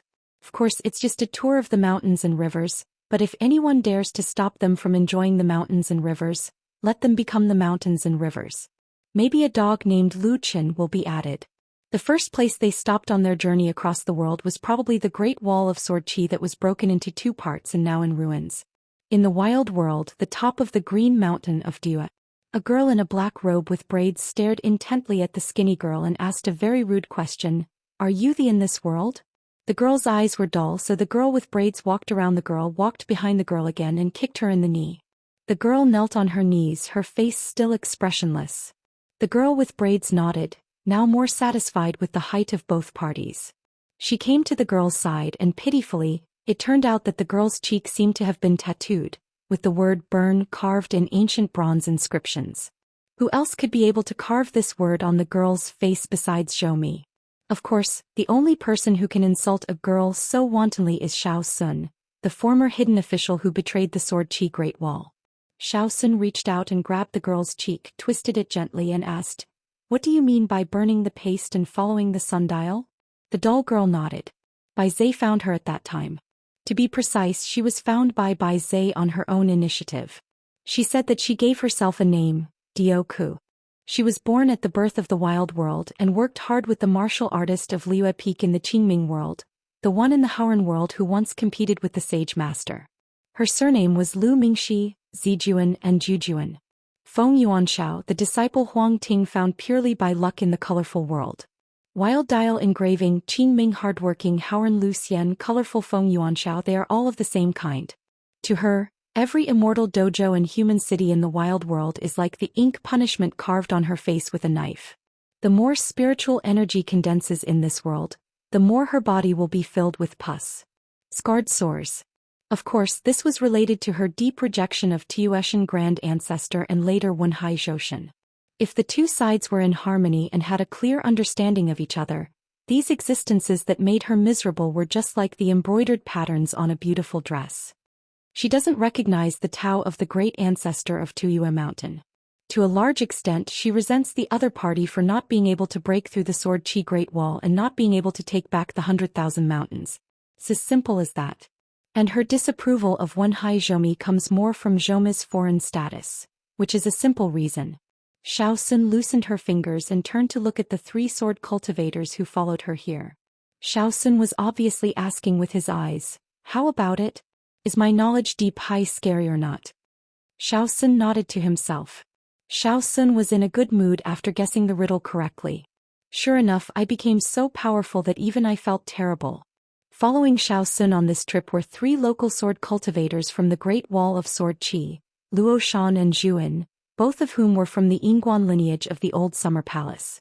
There is also Zhang Lu, the great sword immortal who has been guarding the gate of Daoishan Mountain for many years and is still drunk at this moment. As for wine, the more you drink it, the more miserable you become, and the more you drink it, the more miserable you become. From the top of the mountain came 2 more powerful figures from the wilderness who had always been inseparable, Fei Ran and Zhou Qinggao. Xiao Sun asked, what about the beast? Zhou Qinggao corrected with a smile, Chu Sheng. Xiao Sun turned his head, pricking up his ears to listen and pretended to be shocked. What, you said that Chu Sheng is a beast? Immediately, her face was filled with astonishment, and she gave 2 thumbs up to Wenhai Zhoumi's closed disciple and praised, A fairy the size of a sesame seed and a mung bean dares to insult an experienced 14th realm like this. Zhou recognizes you as a closed disciple. Not without reason. Zhou Qinggao said with a smile, you can't quarrel with me, senior. You shouldn't talk to me. I admit defeat. Xiao Sun pointed at the ground, kowtow a few times if you admit defeat and show some sincerity. Zhou Qinggao reached out and patted his forehead. Although my junior level is low, I will only kowtow to my master in this life. Xiao Sun narrowed his eyes and reached out to grasp a braid. Zhou Qinggao shrunk his sleeves with his hands and secretly made 2 Taoist secrets so that he could run away at any time. This is how it is in the wild world. The higher the level of a monk, the less trouble he will have. On the contrary, the higher the level, the greater the trouble. Even if he is a close disciple in this wild world, he still cannot be regarded as having a life-saving talisman. And even sometimes it will become a reminder. This is also the reason why Zhou Qinggao has to stay with Firen these years. Fei Ran smoothed things over and said, sell me a favor? Xiao Sun stretched out his hand. Firen threw out a rusty bronze dagger without hesitation. Xiao Sun took it, waited a few times and found it was not bad. He nodded and said, for your face I bought it. Xiao Sun then casually threw the ancient immortal sword to Luo Shan and said, I can give it to the disciple you just accepted. Remember to make it clear to that ignorant girl that it was me who gave it to you. Zhang Lu said with a smile, why don't you give me a gift? I agreed to follow you to eat well and drink spicy food. Well, I've been hungry for 9 meals in 3 days and am so poor. Selling swords and buying wine sounds very heroic. Xiao Sun said, hey, be urgent, just wait a moment, the delivery person will be here soon. In their early years at the Great Wall of Sword Qi, Xiao Sun and Lu Ji were collectively known as fierce. Fei Ran looked at the newly appointed hidden official who had specifically told him not to mess with Zhou Mi before he ascended to heaven, and that he had to let it go and leave him alone. A 14th level sword cultivator who has refined the entire Savage Hall of Heroes seems not so pure. Another day after the heavy rain, the newly promoted sword cultivator of the 14th realm was outstanding. In fact, it is not pure either. Xiao Sun glanced at Firen and shook his head disapprovingly. As long as you are in the 14th realm and leave the barbaric world, you will probably have to kill people casually. Isn't it too frustrating? Let alone that old blind man, can he beat Ning Yao and Nen easy? Fei Ran smiled and explained, I'm different from you. I don't need the word pure. Don't even give it to me. Fei Ran and Dioku have become allies of the Taoist heart. She has also fulfilled the agreement she made with Zhou Mi, creating 2 branches of the long river of time in the wild world. So Firen, as the most justifiable co-leader of the wild world, and on the premise that Mr. Baizé is destined not to have a dispute with him, Firen has great hope of being able to reach the 15th level in the future. It just takes a short time. In this case, does Firen still have to fight for a pure sword cultivation in the 15th level? Can Zhou Zi be willing? Will Jing Juzhong agree? Xiao Sun knew this and asked, Fei Ran, why did you call me here? Fei Ran said helplessly, Senior refined the Hall of Heroes, right? Xiao Sun asked back. Back then, the great ancestor of Tuyue Mountain Wenhai Zhoushou and the one who was scolded by Zhou Qinggao as a beast, didn't say that I couldn't run around with this patio? Firen said, so I have to ask seniors to come to Qingshan to talk about it. We can rearrange our positions so that we can do our own things in a legitimate manner in the future. No one will be disobedient to the other and everyone will think that the other is a waste.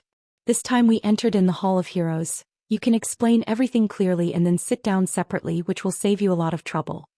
It's a pity that Xiao Mo, who has been sleeping in the bright moon for thousands of years, took refuge with Qin Yingguan, causing Bai Jing to also betray the wild world. Otherwise, the 2 ascended realm sword cultivators, one at the peak and the other at perfection, would definitely occupy a place in the Hall of Heroes. Before that battle, the group of 14 old thrones in which Tueshan Grand Ancestor was first, Zhou Mi was second, and Lu Cha was third, were known as the most powerful and capable of fighting. Today's new set of thrones has too many people who have been promoted to fill the throne. It is simply a joke. Even Fei Ran, who doesn't take realm too seriously, feels a bit outrageous. Xiao Sun glanced at Zhou Qinggao. Fei Ran smiled and said, he is the bottleneck of the immortal realm, and of course he is not qualified to enter the immortal realm now. Zhou Qinggao, whose Taoist name is Clog. His previous name became his Taoist name. Zhou Qinggao replaced Ziwu Meng's position as the wilderness heavenly stem and became the leader. He once rose directly from the three realms to the Yupu realm, and within a few years he became an immortal again, but now he is at a bottleneck. Shao Exin smiled and said, "It seems that as long as you recognize a good master, your cultivation will be so smooth that people can envy you." Zhou Qinggao learned the lesson this time and didn't say anything. He swallowed the words. It's a pity that this junior is the master's close disciple. Two more people came, a boy with double pupils, Li Gu, whose Taoist name was Fei Qian. After being woken up by Bai Zhe, Li Gu recovered 8 valuable immortal weapons from all over the wilderness in one breath. There was also a man who looked like he hadn't woken up all day, yawning. His name is Anonymous. Li Guan had a yellow Qinkuan bag and a purple demon-catching gourd tied around his waist. After waking up, Li Gua's previous path of refining things and combining Taoism with Taoism has been occupied by Taiyin, the female crown in the world of Qingming, but Li Gua had already prepared a candidate path for himself. A book city doing the opposite, the north is king. That beautiful lady has clearly succeeded in joining the Tao. Instead of showing off, she found a hidden dojo with no trace and hid. On the other hand, Li Gu, who looked like a young man with heavy pupils, came to this mountain with his best friend, Anonymous, and came to meet Fei Ran and Xiao Xian openly and honestly. Li Guo waited until the rain stopped in several worlds before he successfully merged with the Tao. It was Zhou Mi who gave way to a road, not just a way but could even be said to have paved a whole road, allowing Li Guo to go directly to the 14th realm. Because before Zhou Mi ascended to heaven, he gave something to Zhou Qinggao, which was a pile of text engravings. It was Zhou Mi's self-created Yunshuishi book of the wild world. In this way, Li Guo replaced Zhou Mi as the master of words in the wild world, and could enjoy the gift of a great avenue brought by the circulation of words in the world. Anonymous glanced at the little girl with braids and sighed. Since Zhou Mi had left behind the objects and people who controlled the wilderness cultural destiny, the military destiny of this world would naturally be no exception. Xiao Sun pointed at the young man's demon-catching gourd at his waist and curled his fingers. Without saying a word, Li Gu took off the golden gourd and threw it to Xiao Sun. Xiao Sun slapped Zhang Lu, stared straight at Li Gua and asked, "You won't give it to me until there's a fight? This is not as simple as robbing something. It is equivalent to asking the person whose money was robbed, 'Why don't you chop me up first and then hand over the thing?'" Li Gua said, "Nowadays these external things are dispensable to me." Xiao Sun said angrily, "This is a bit too much." One punch shattered Li Gu's body. Li Gua instantly returns to its original appearance. Xiao Sun didn't feel that his efforts were in vain, just punching one after another until Li Gu exploded and then reunited. It was just fun. Taking advantage of Xiao Sun's lack of time to talk to him, Fei Ran asked softly, "Do you regret not cooperating with Zhou Mi back then?" Dianku nodded and said hoarsely, "I'm so sorry. If she is willing to accompany Zhou Mi to kill the vast world, the wild demon clan may be able to take over the Aquarius continent and level the Great Barrier with corpses. She might have eaten that comrade now, and she could become 1.5 masters of the 2 worlds of wilderness and Hauran." Fei Ran asked from the bottom of his heart, "Become a Taoist partner with me, will you not regret it again?" The girl with a paralyzed face and dull eyes suddenly smiled and hesitated. She stretched out her white and dry fingers and gently grabbed Fei Ran's wrist. She blushed slightly, lowered her eyes and said shyly, "You are very warm." Fei Ran laughed dumbly, held her cold hand with his backhand, turned to look at Xiao Sun and said with a smile, "Just a reminder, I won't do this next time." Xiao Sun glanced sideways and curled his lips. For the first time he didn't say anything back. He nodded. "The young couple will live a good life from now on. Li Gua helped me pay for my share of the money." Fei Ran smiled and clasped his fists in thanks. Xiao Sun muttered, "What a stupid scholar, they are all carved from the same mold." One after another group of veritable wild monsters were summoned by Fei Ran to discuss matters, leaving senior Xiao Sun not to wait too long. Among the 14 great demons of the old throne, there is Zhu Yan, the ancestor of the mountain-moving people. The new owner of Yiluo is concubine Fei. The great demon of the new throne has the sword Immortal Ribbon Minister. As the first disciple of Wen Haizhou, he is an Ascension Realm sword cultivator. He carries 6 swords in a sword box on his back and wears an emerald green robe called Biaojiao Lian. When Zhou Qinggao saw Shouqin, he bowed and saluted and called senior brother. Shouqin nodded with a smile. There is also the big demon official Xiang with white eyebrows, hair and robes, who is obsessed with persuading the young hermit official to become Taoist companions with his granddaughter. A direct disciple of the great ancestor of Tuyue Mountain with the Taoist name Xianxia, a woman in the Ascension realm and formation master, and also a martial artist at the end of the realm. A tall monk wearing brilliant golden armor and a mask. Even Fei Ran didn't know this person's Dao roots and true identity. There is a female crown. Taoist name is Roe. The Taoist crown on her head is unique in the world. There are lotus flowers on the lotus and there is a fishtail on the lotus. She was the great demon Huang Wan from the old throne who was killed by 3 corpses. After Zhou Mi ate Huang Wan, he returned all the secret treasures to her. In the end, Bai Zhe took the 2 of them, slowly climbing the mountain together. The 2 ancient demons like Li Gu and Wu Mingshi were the ones who were woken up by Bai Zhe himself. A beautiful woman, official Yi with the Taoist name Shuizong. There is a short, stooped old woman with 5 colors of Tao Qi all over her body. Every time the old woman steps up the steps, the tiger in this green mountain will feel more pressure and must use her magical powers to offset the weight of the Tao. Zhou Xian, who was standing on the railing, saw the old woman and wiped his mouth. Since they are not in the 14th realm, do they all have a chance? The old woman raised her head, smiled and pointed at Mr. Bai Zhe in front of her, indicating to Zhou Xian, which one is more important, harmony or life? Fei Ran smiled and asked, Mr. Bai Zhe, Wang Yewu must be absent today? As for that Hu Tu, he is also an ancient demon who has lived for 10,000 years, but he is no longer here. Bai Zhe said, we're here. As he spoke, Bai Zhe, the newly promoted monk king of the 14th realm who thought he was hiding well, was randomly taken out of the hidden dojo by Bai Zhe and forced to appear next to Guan Yi. A hall of valor. The new throne of the wild. At the highest place all the people in the world are outstanding. The second highest position is Bai Zhe, who returned from the vast world to the wilderness. Of course, if Bai Zhe wanted to sit in the highest position, no one including Fei Ran would have any objections. They would not dare to say anything with their mouths, and they would not dare to say anything in their hearts either. Third, the incarnation of the great road in the wild world, the girl's dial. Xiaosun was 4th and she was not happy. She stared at the dial that had just received her share of the money, and the girl took the initiative to change seats with Xiaosun. Bai Zhe didn't say anything to this and Firen didn't say anything either, so they just switched places. Xiao Min put his hands on his hips and laughed loudly. If you don't dislike it, I will treat this as your bridal chamber and have a son soon. The ancestor with both hands on crutches is rising. Li Guo's Qingkuan bag and demon-catching gourd were no longer around his waist.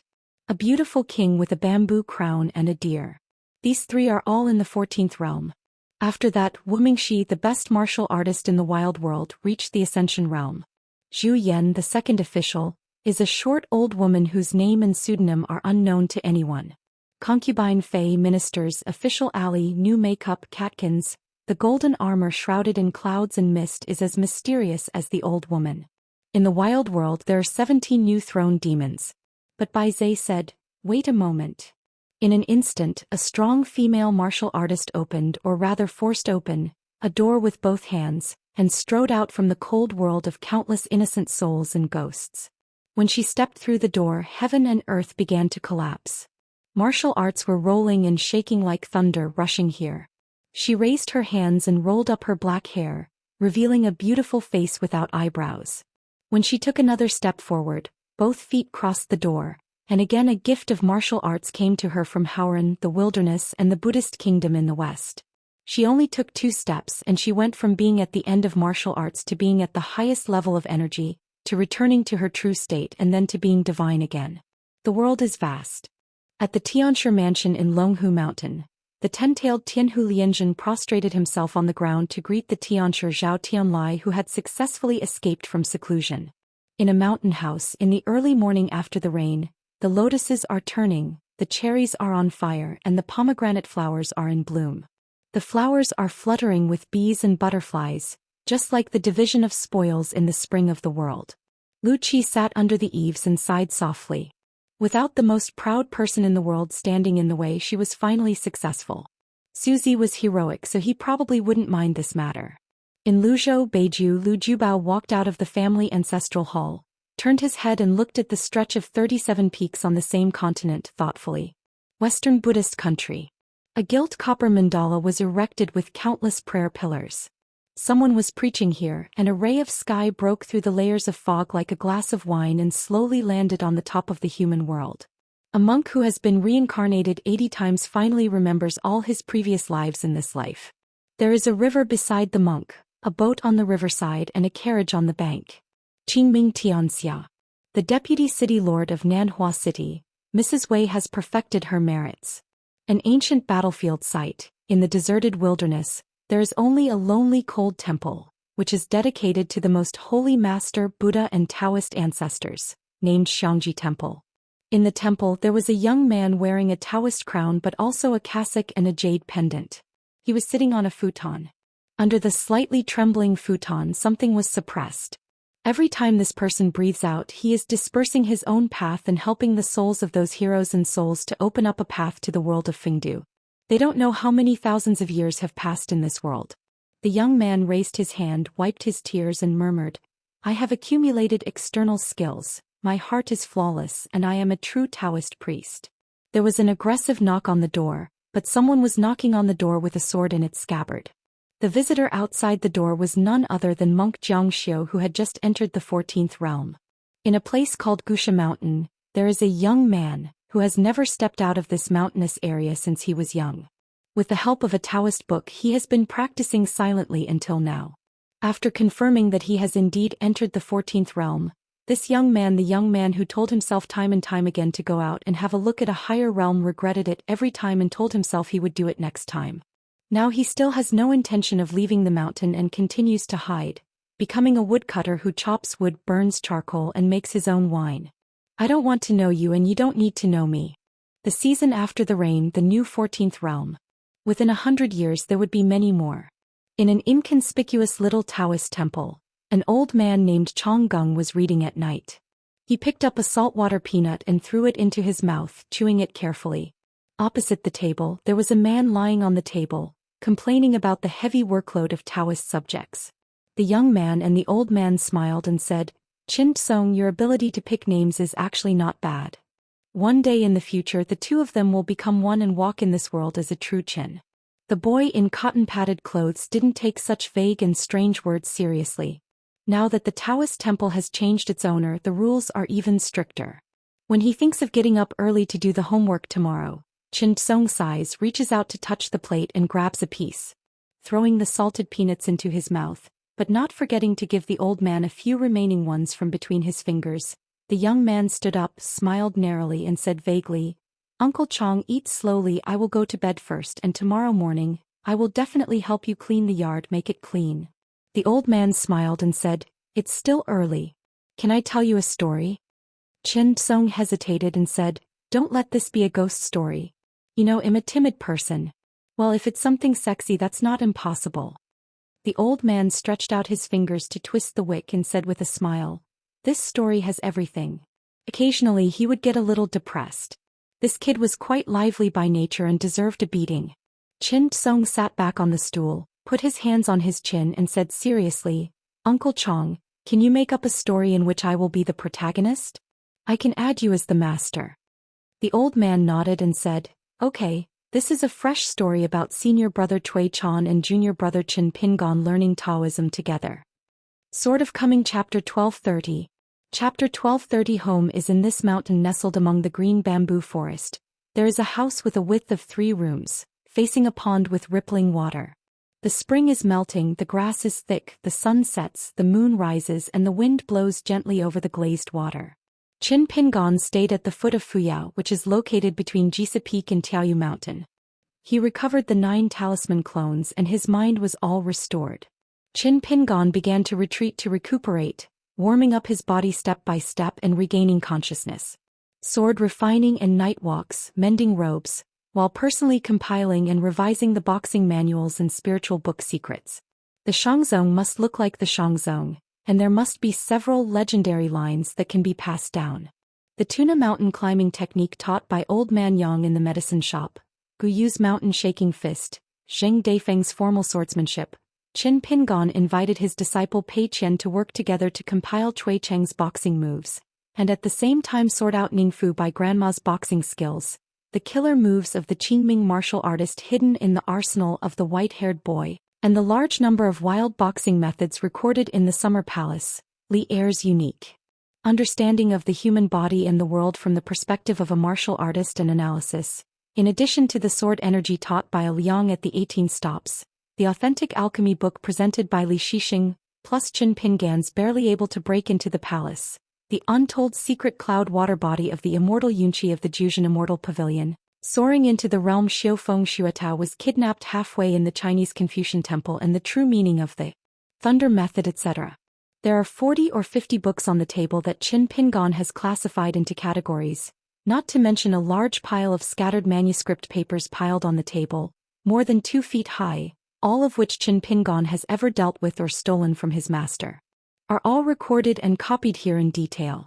What's more, to a certain extent Qin Pingan's self is literally a miscellaneous book, which contains the 11 martial arts half-fist handed down by the ancestor of the military strategist, and the swordsmanship in the reign at Tiangong Temple outside the Big Spring Mirage City.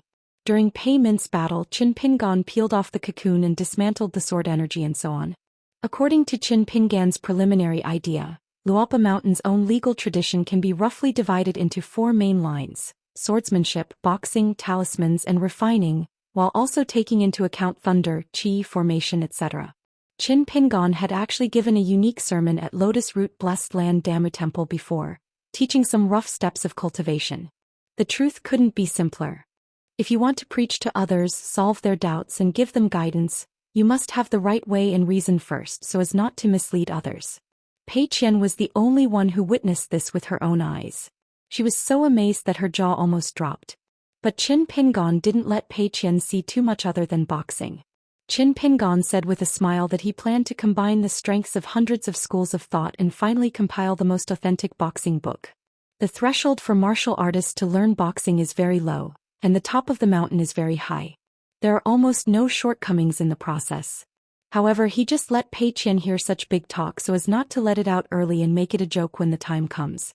Qin Pingan specially set up 2 cloud nest formations between Jisa Peak and Fuyao Foot for Xiaomi Li, who likes to patrol mountains. The effect is like a shrinking talisman, making it convenient for Xiaomi Li to visit here. Of course Qin Lingjun also wanted to join in the fun, but found that he couldn't get into the cloud nest at all. The mountain owner was a little partial, but he was partial to millet grains, so Qin Lingjun didn't feel aggrieved. Chao Gingxin, the minister of the Ministry of Official Affairs who was responsible for escorting the 16 people here, and Zhou Haijing, one of the 4 great masters of swordsman Yuan Huajing and martial arts review, each had their own personal demands. Chao Jiugui said that he had a friend on the mountain who wanted to meet Qin. The mountain owner asked for 2 copies of the Seal Book of the 100 Sword Immortal and the Seal Book of the Jian Sword Immortal. Qin Pingan said he didn't have any of them, so where could he find them? Unexpectedly, Minister Chao came prepared and immediately took out 2 exquisite seals from his sleeves that were secretly printed by an unknown bookstore.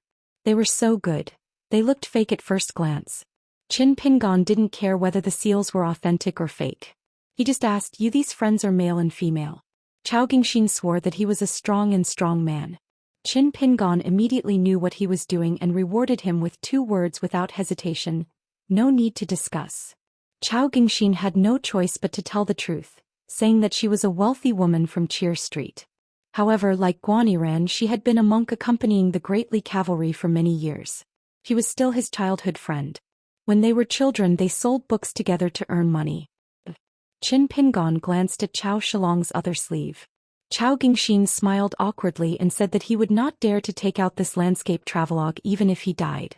No matter how good the relationship with her was and no matter how childhood sweethearts they were, they still couldn't talk about their lives.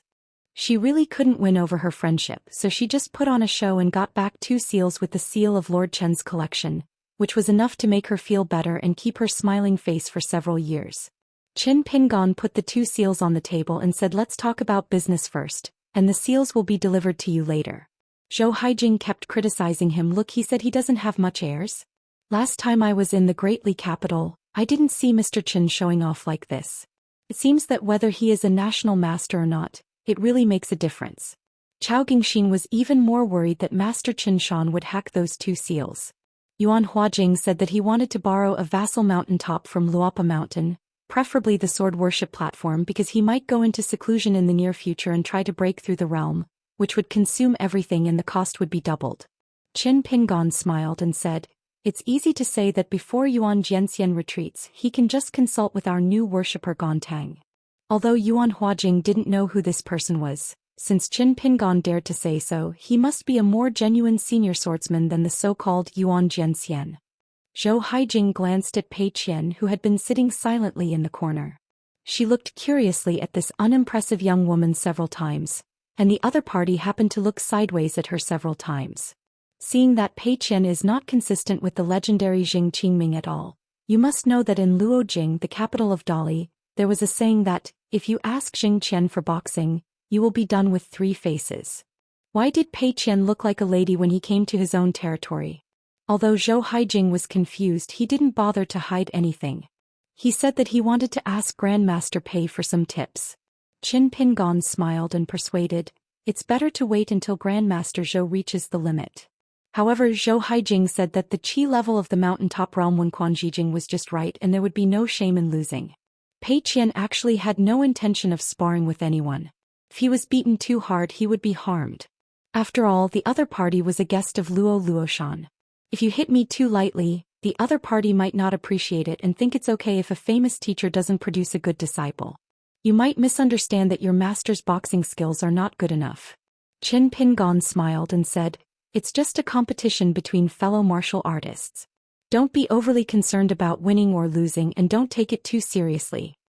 Pei Qian nodded, stood up, said concessions and left the room first. Zhou Haijing's eyes lit up.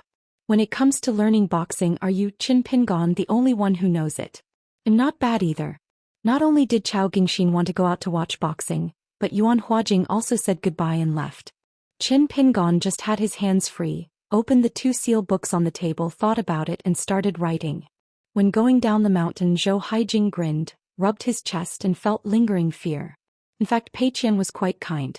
Before taking action, he used the secret language method of gathering sounds into a line, saying that he would be at the top of the mountain. The 2 sides lasted about 10 rounds and Zhou Haijing had the upper hand. It seemed that Pei Qian was unable to fight back and could only parry, but in the end Pei Qian used his elbows in a straight line as fast as thunder and he defended and attacked. As if forcibly opening a door, he hit Zhou Haijing with his elbows. With a bang, Zhou Haijing flew backwards for more than 10 feet and fell heavily to the ground. He slapped his palms, twisted his body and moved laterally for more than 10 steps in an instant. Zhou Haijing forced himself to lift just as he regained his footing. Pei Qian hit him in the face with an elbow. Pei Qian went to the house, took the printed music from his master and gave it to Chao Gingxin. Pei Qian hesitated for a moment, but then told Zhou Haijing how offended he was. Zhou Haijing couldn't say anything polite at the moment and nodded silently. Only when Chao Gingxin bought it did he realize that there was an extra book of seals. Lord Qin Shanju was such a wonderful man that he also bought a fake book. Chao Gingxin laughed and said, "Ha, there is also an extra head so you can make a profit." Qin Pingon actually wrote the gift message in his own hand. Not long after he started writing, the ink was still fragrant. The 2 words of fame and fame are a snake in the wine, but they are not in your heart. Brother Chao Huitsuan. Yuan Huajing did not have the kind of talisman sword made by Longquan sword sect, so he could not control the wind, so he could only walk to the sword worship platform on foot. After bidding farewell to Chao Gingxin, the new nominal leader of the earthly branches of Great Li, Yuan Huajing slowly wandered towards the sword worship platform without using his magical powers. Zhou Haijing raised his chin and gestured to open the other 2 books to see if Qin Pingon had written anything, but he still did it perfunctorily and only sealed the book collection seal. However, Chao Gingxin put the seal in his sleeve and said that he would go to Nujiadu to board the ship and return home. Arriving at the Dali military ferry and heading back north, Chao Gingxin took off the red wine gourd with pulp, pulled out the wine cork, raised his head and took a sip of wine, and then took out the seal from his sleeve. The title pages of the 2 seals each have a message written on them, and each has a different seal. The iron armor left the Zhumen fought for millions of miles and immediately stood by the willows. In Xianxia's cup of wine I see flowers blooming every day and I drink in peace. The 5-character seal of the 100 Swords Immortal. It is difficult for a stranger to become a swordsman. Together we can win over the sky and not give in to men. The 7-character seal of the Jianjian Immortal Seal. Qin Pingan, the Grand Master of Dali. Zhou Haijing held it in for a long time before she said something. It's a pity that I can't beat Ning Yao. Chao Gingxin laughed loudly, drank wine and said, emotions are invincible and lingering feelings are difficult to calm down.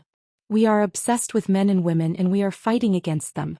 The enemy camp is like thousands of troops and horses, coming in droves, holding high a big banner and writing a love on it. The word broke through both the eyebrows and the heart and there was no way to avoid it. We were killed until we lost our helmets and armor and were completely defeated. Zhou Haijing squinted at this person. Was he a fool who couldn't understand people's words? But the fool instantly understood that there was something going on.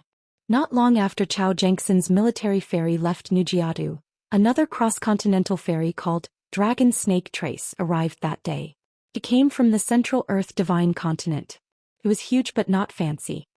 If the ferry had not taken the initiative to notify Tong Shinjun before it landed across the sea and was about to approach the boundary of Huashan, the Dali court might not have known about the existence of the ferry, entered the boundary of Xie, and then transferred to the jurisdiction of Beiyue. During this period, Dragon Snake, the ferry seemed to disappear out of thin air. The ferry passengers were not many in number. They came from 5 sects but they were one family. The founding master is Fu Lu Yuxuan. The people who stepped off the ferry were men, women, old and young, and naturally they were all dressed as Taoist priests. The leader is the Taoist Heavenly Lord Shui Jisui, whose Taoist name is Night Watch. In addition, there are more than 10 people including Wang Tingji, Ding Daoshi, Tiangong, Xiangtong and Bai Feng. When they saw Zhou Xian they called him Master, Master, Grand Patriarch etc. This time when he came across the continent from the Central Earth Divine Continent to Aquarius Continent, 2 things were revealed and hidden. On the surface he was helping to deliver 1,000 gold and copper coins. In secret Zhou Xian had oral with his direct disciple Shui Jisui. Select a few of the most arrogant people from each sect and take them to Luapa Mountain so that they can see what a truly smart person is. This time the people who went to the ferry to entertain guests were still not Qin Pingan who was in seclusion, but Wei Wenlong, the leader of Lulu Mountain, Changshou and Chuanfu and of course Pei Qian. Place this group of Chinese guests in a private house in a lonely mountain. There are many interesting things at the top of Howern Mountain. It is said that when Zhou Xian was young he may have suffered from sword cultivation before. Every time he went down the mountain to travel he had to prepare hundreds of sword-locking talismans. Later when he attained enlightenment and ascended, if a direct disciple went out to practice, Zhou Xian would still not forget to pull him over and ask if he needed a stack of sword-locking talismans. The master still had many left.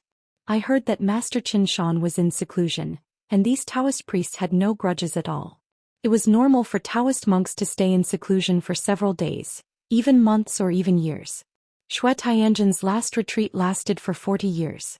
It was not for any purpose, but for the purpose of inspecting 3 talismans.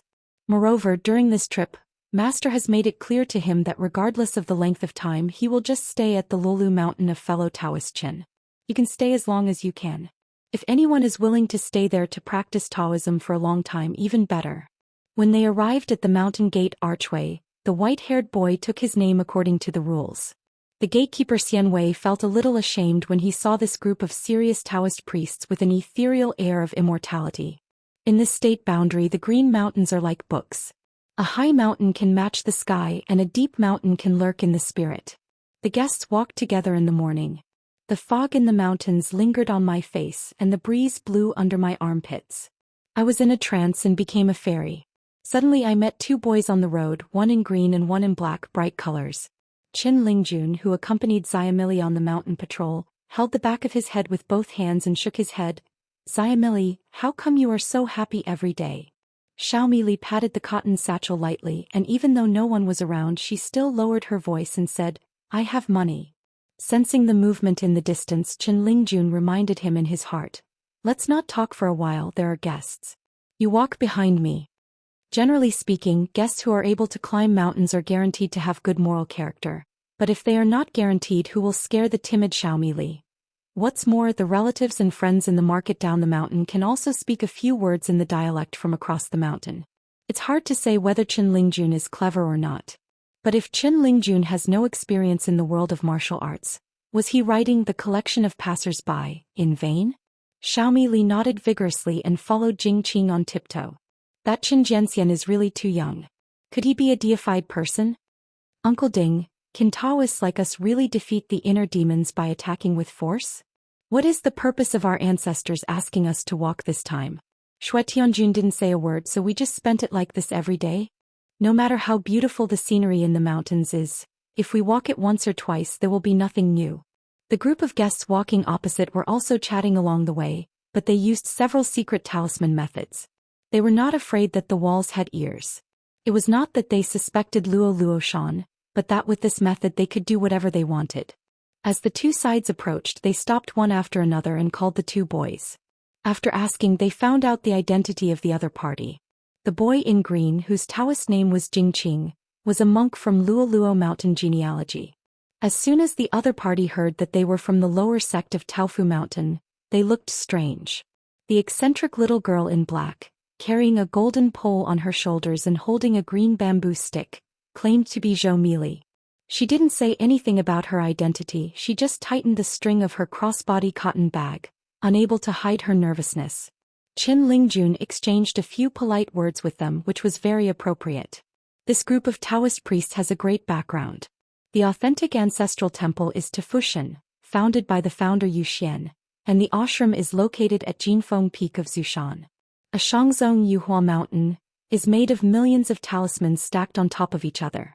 It is said that it has accumulated to more than 9 million talismans 100 years ago, which is about to reach tens of millions. The three lower sects, Feishan Palace, have the reputation of being in the realm of Taiqing, and are known as the city of gods and goddesses, with palaces and temples all over the place and high spirits appearing in large numbers. There has been an endless stream of Taoist priests from other sects who have become immortals here. There is also the Do Ran sect that, on one peak of Do Ran, throw talismans to open thousands of mountains. The former master of Jingwei Temple Songxue Taoist Zhao Wenmin has left for the wild world, and Zhao Wenmin's master Taoist Gu is one of Zhou Xian's 6 direct disciples, and is very famous up and down the Shenzhou mountain in Zhongtu. He is famous for his clear distinction between love and hate, and he must repay kindness and revenge. During the war that year, Taoist Gu left behind a sentence: cherish the spirit of our children and grandchildren, and leave this body to take care of the universe.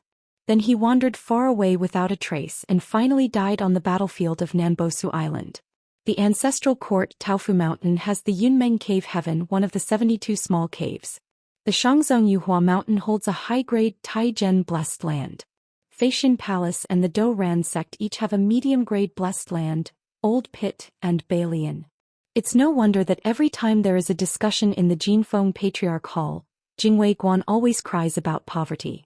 The two sides passed each other and walked away. Xiao Mili, who had been holding his breath, could finally relax and shook his head. They are all quite friendly. Qin Lingjun said with a smile. You are rich, you speak strong words, and you are powerful. You have a certain temper that you can't hide with your words, but you can't hide it between your eyebrows. Xiao Mili frowned with 2 sparse and yellowish brows. Qin Lingjun chuckled. Millet, we don't have to worry about this, the mountain owner is at home. Xiao Mili scratched her face and murmured, Jing Qing, but I still think they are pretty good.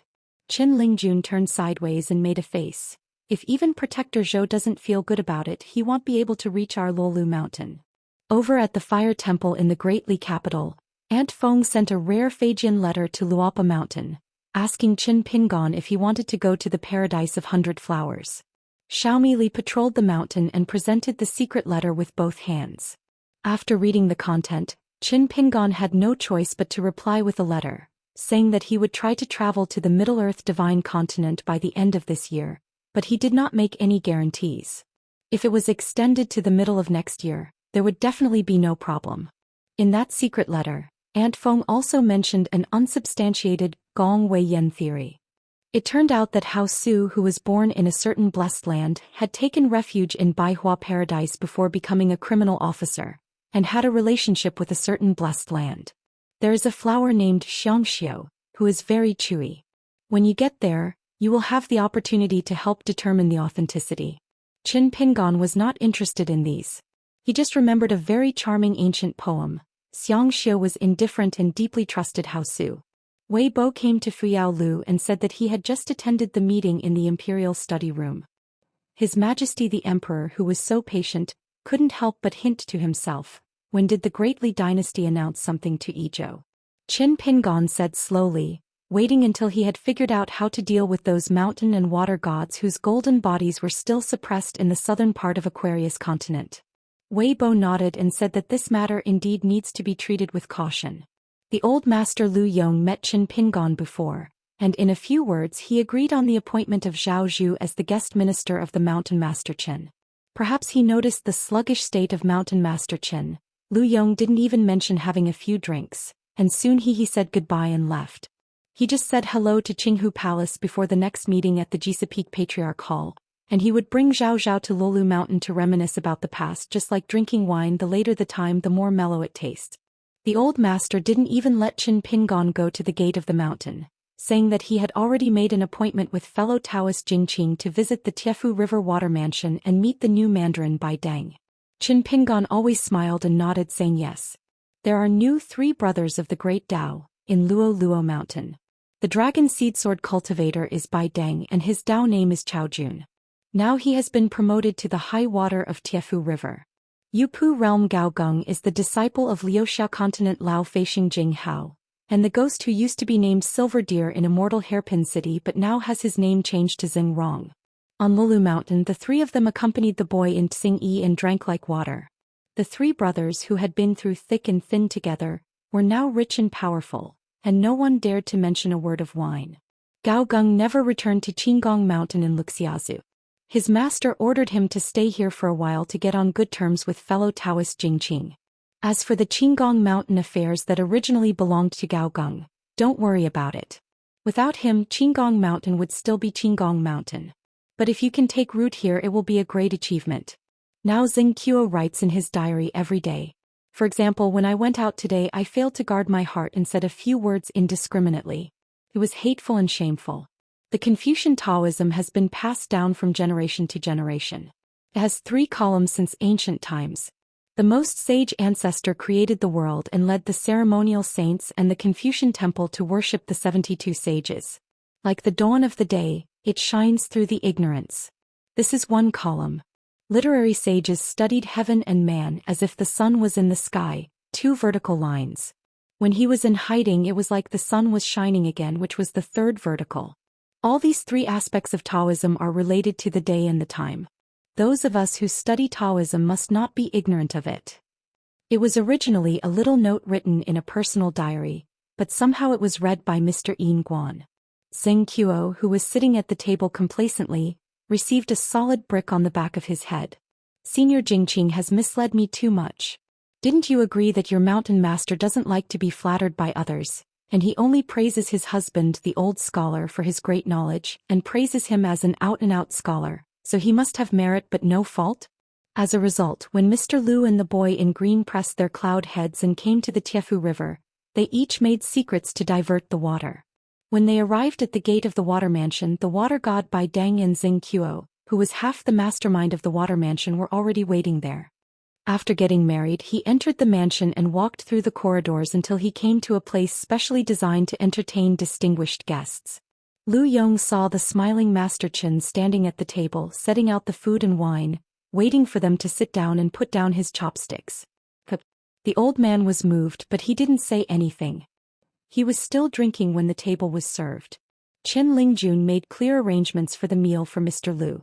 The host, assistant, and 3 or 4 others must entertain Mr. Lu well and not return until he is drunk. Old Defer and his disciple Yu met the young hermit official and temporarily stayed at the sword worship platform. When they got here, Old Defer did feel a little regretful.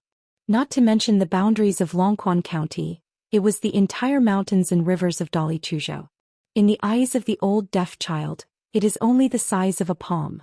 Even though the old deaf child only manages a prison in the Sword Qi Great Wall, the land over there is clean and large. How can it be compared to this small place today? What's more, when he led his disciples away from the Great Wall of Sword Qi, the white-haired boy wearing a robe and hanging a dagger was finally gone. The white-haired boy was noisy next to him. Only a few days later, the 2 sides met again. The worry was real. I just hope that Mr. Guan will show some conscience and help me build a bridge with that Mr. Xiao Mo and Senior Bai Jing, and learn a few sword skills so that I will not be in vain here. As a general worshipper, when I go to Feishing City in the colorful world, I can say a few kind words for Lord Guan and say a few words of justice that I feel I have a clear conscience. When we arrived at the sword-worshipping platform, which became increasingly remote and narrow, the huts were simple, but the old deaf child did not feel that it was shabby. Yu had heard the content of the greetings between Lord Guan and the master before, and couldn't help but ask, the master used to be His Highness the Crown Prince who lived a great barbaric dynasty? Is there ever an East Palace dojo with a long corridor leading back to 90,000 houses, with the sun rising in the east and rain in the west? He has led troops, fought in battles, been invincible and annexed 2 feuding dynasties in just 100 years?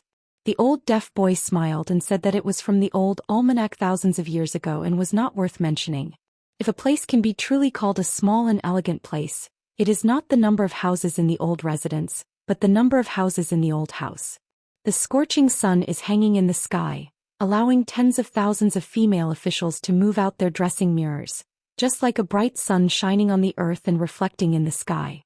It's a pity that I was young and vigorous at that time, and I believed that I had good talent in cultivating Taoism and was not slow in practicing swordsmanship. I didn't know the hidden dangers of insisting on being strong and showing off my sharp edge.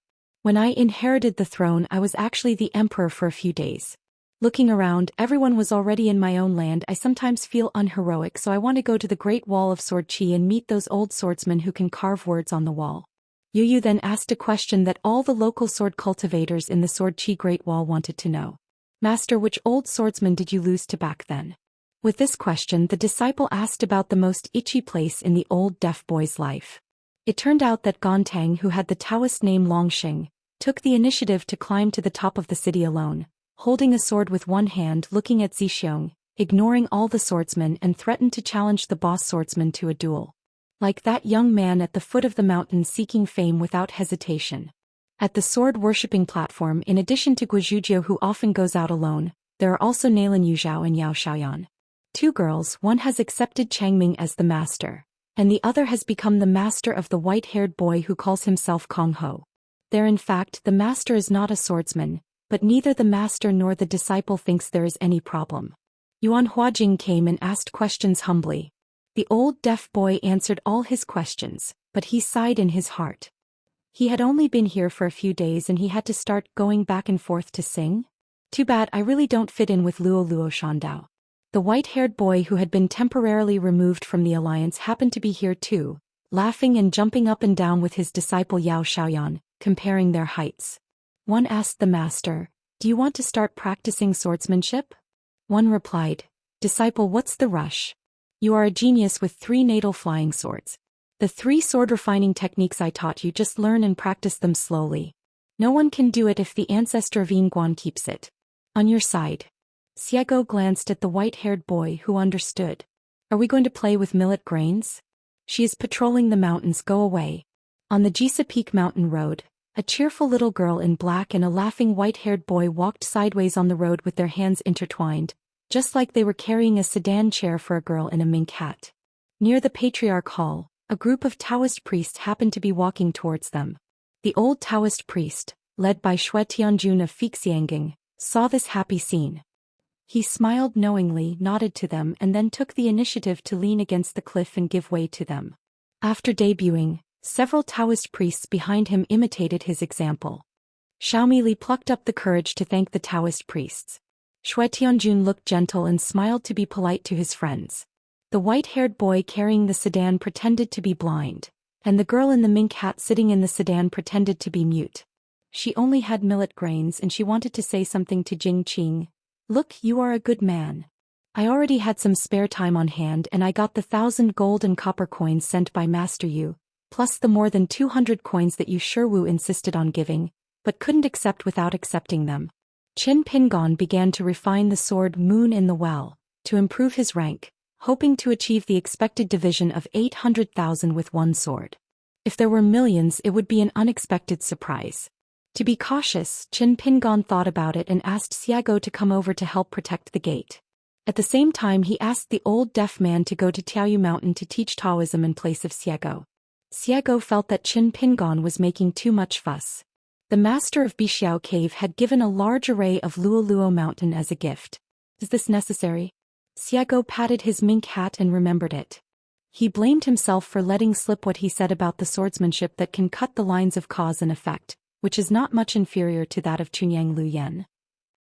He folded his hands to make pillows and lay on the floor in the corridor outside the house. Xiego crossed his legs and swayed. Xiaomo was not at home. It was so boring. Xiego thought about Yang Zhi's mother-in-law by the way and did not care about her Taoist name, but Yang Zhi has a natal magical power that should not be underestimated. If Yang Zhi learns it, it will of course be a great blessing before he ascends to the realm. After ascending to the ascendant, the higher the path of Yang Zhi is, the more useless it becomes, and it may even hinder Yang Zhi's enlightenment. Xiego is very greedy. The reason why she is not too anxious about Hedao is because she wants to go to Tongyi's house sometime. When a fellow villager meets a fellow villager, she bursts into tears. I give you a gift and you return the gift. If you dare not return the gift, then I'll kill you. It rhymes a lot. When I arrived at Luopa Mountain, my knowledge skyrocketed and I became a perfect match for Xiaomo. I don't know when suddenly Master Qin Shanzhu in the room suddenly lost his composure and cursed. Xiego came to the house almost instantly and performed 6 or 7 sword and Taoist techniques at the same time, but she still couldn't find any clues. Qin Pingan's face was gloomy and he put his hand to his neck, still cursing. At first Xiego thought Shan was starring in her. As a result, she soon discovered blood seeping between Qin Pingan's fingers. Xiego asked in a deep voice, "What's going on?" Qin Pingan removed his palm and saw a scar on his neck, just like a wound forcibly strangled by an iron wire on a common man. Xiego narrowed his eyes and asked, "Have you been caught by someone your birth date and the natal porcelain fragments? In addition, I can be sure that the person who can shake this hand must be a 14th realm monk. It is unlikely it's that small group of old people. There are only a few of them anyway. They can be counted. If they want to take action, they would have taken action long ago and they won't have to wait until today to deal with you. Yu Xian's gang of disciples and grandsons? They are in the mountains now, so close. The problem is that it's impossible. I've secretly turned them upside down a long time ago. With their little skills, they definitely don't have this ability. There is still someone from the 14th realm hiding very far away who secretly came here for you. Ruthless hand. Qin Pingan, I'm sorry, I can indeed cut off the cause and effect, but I still can't follow a certain line of cause and effect upstream." Qin Pingan shook his head and said, "What's wrong with this? It's an underhanded trick on the mountain that's hard to guard against. You can only be more careful." Xiego hesitated for a moment but still held back his words. Such unforeseen disasters happen for a reason. Qin Pingan knew it well and didn't say anything. This matter involves Suan Xiuxuan's fortune, and is related to a certain student Qin Pingan has recently accepted. Instead, Qin Pingan smiled and said, "Good thing, this just shows how strong the luck of the disciples I have accepted is." Xiego found it strange that Qin Pingan was not the type to enjoy hardships, or laugh at himself to relieve his worries. He was indeed quite happy. Xiego whispered, "That boy is trying to defeat you." Qin Pingan stood up and said in high spirits, "That's why I have to protect him even more." Xiego was confused. What's the point?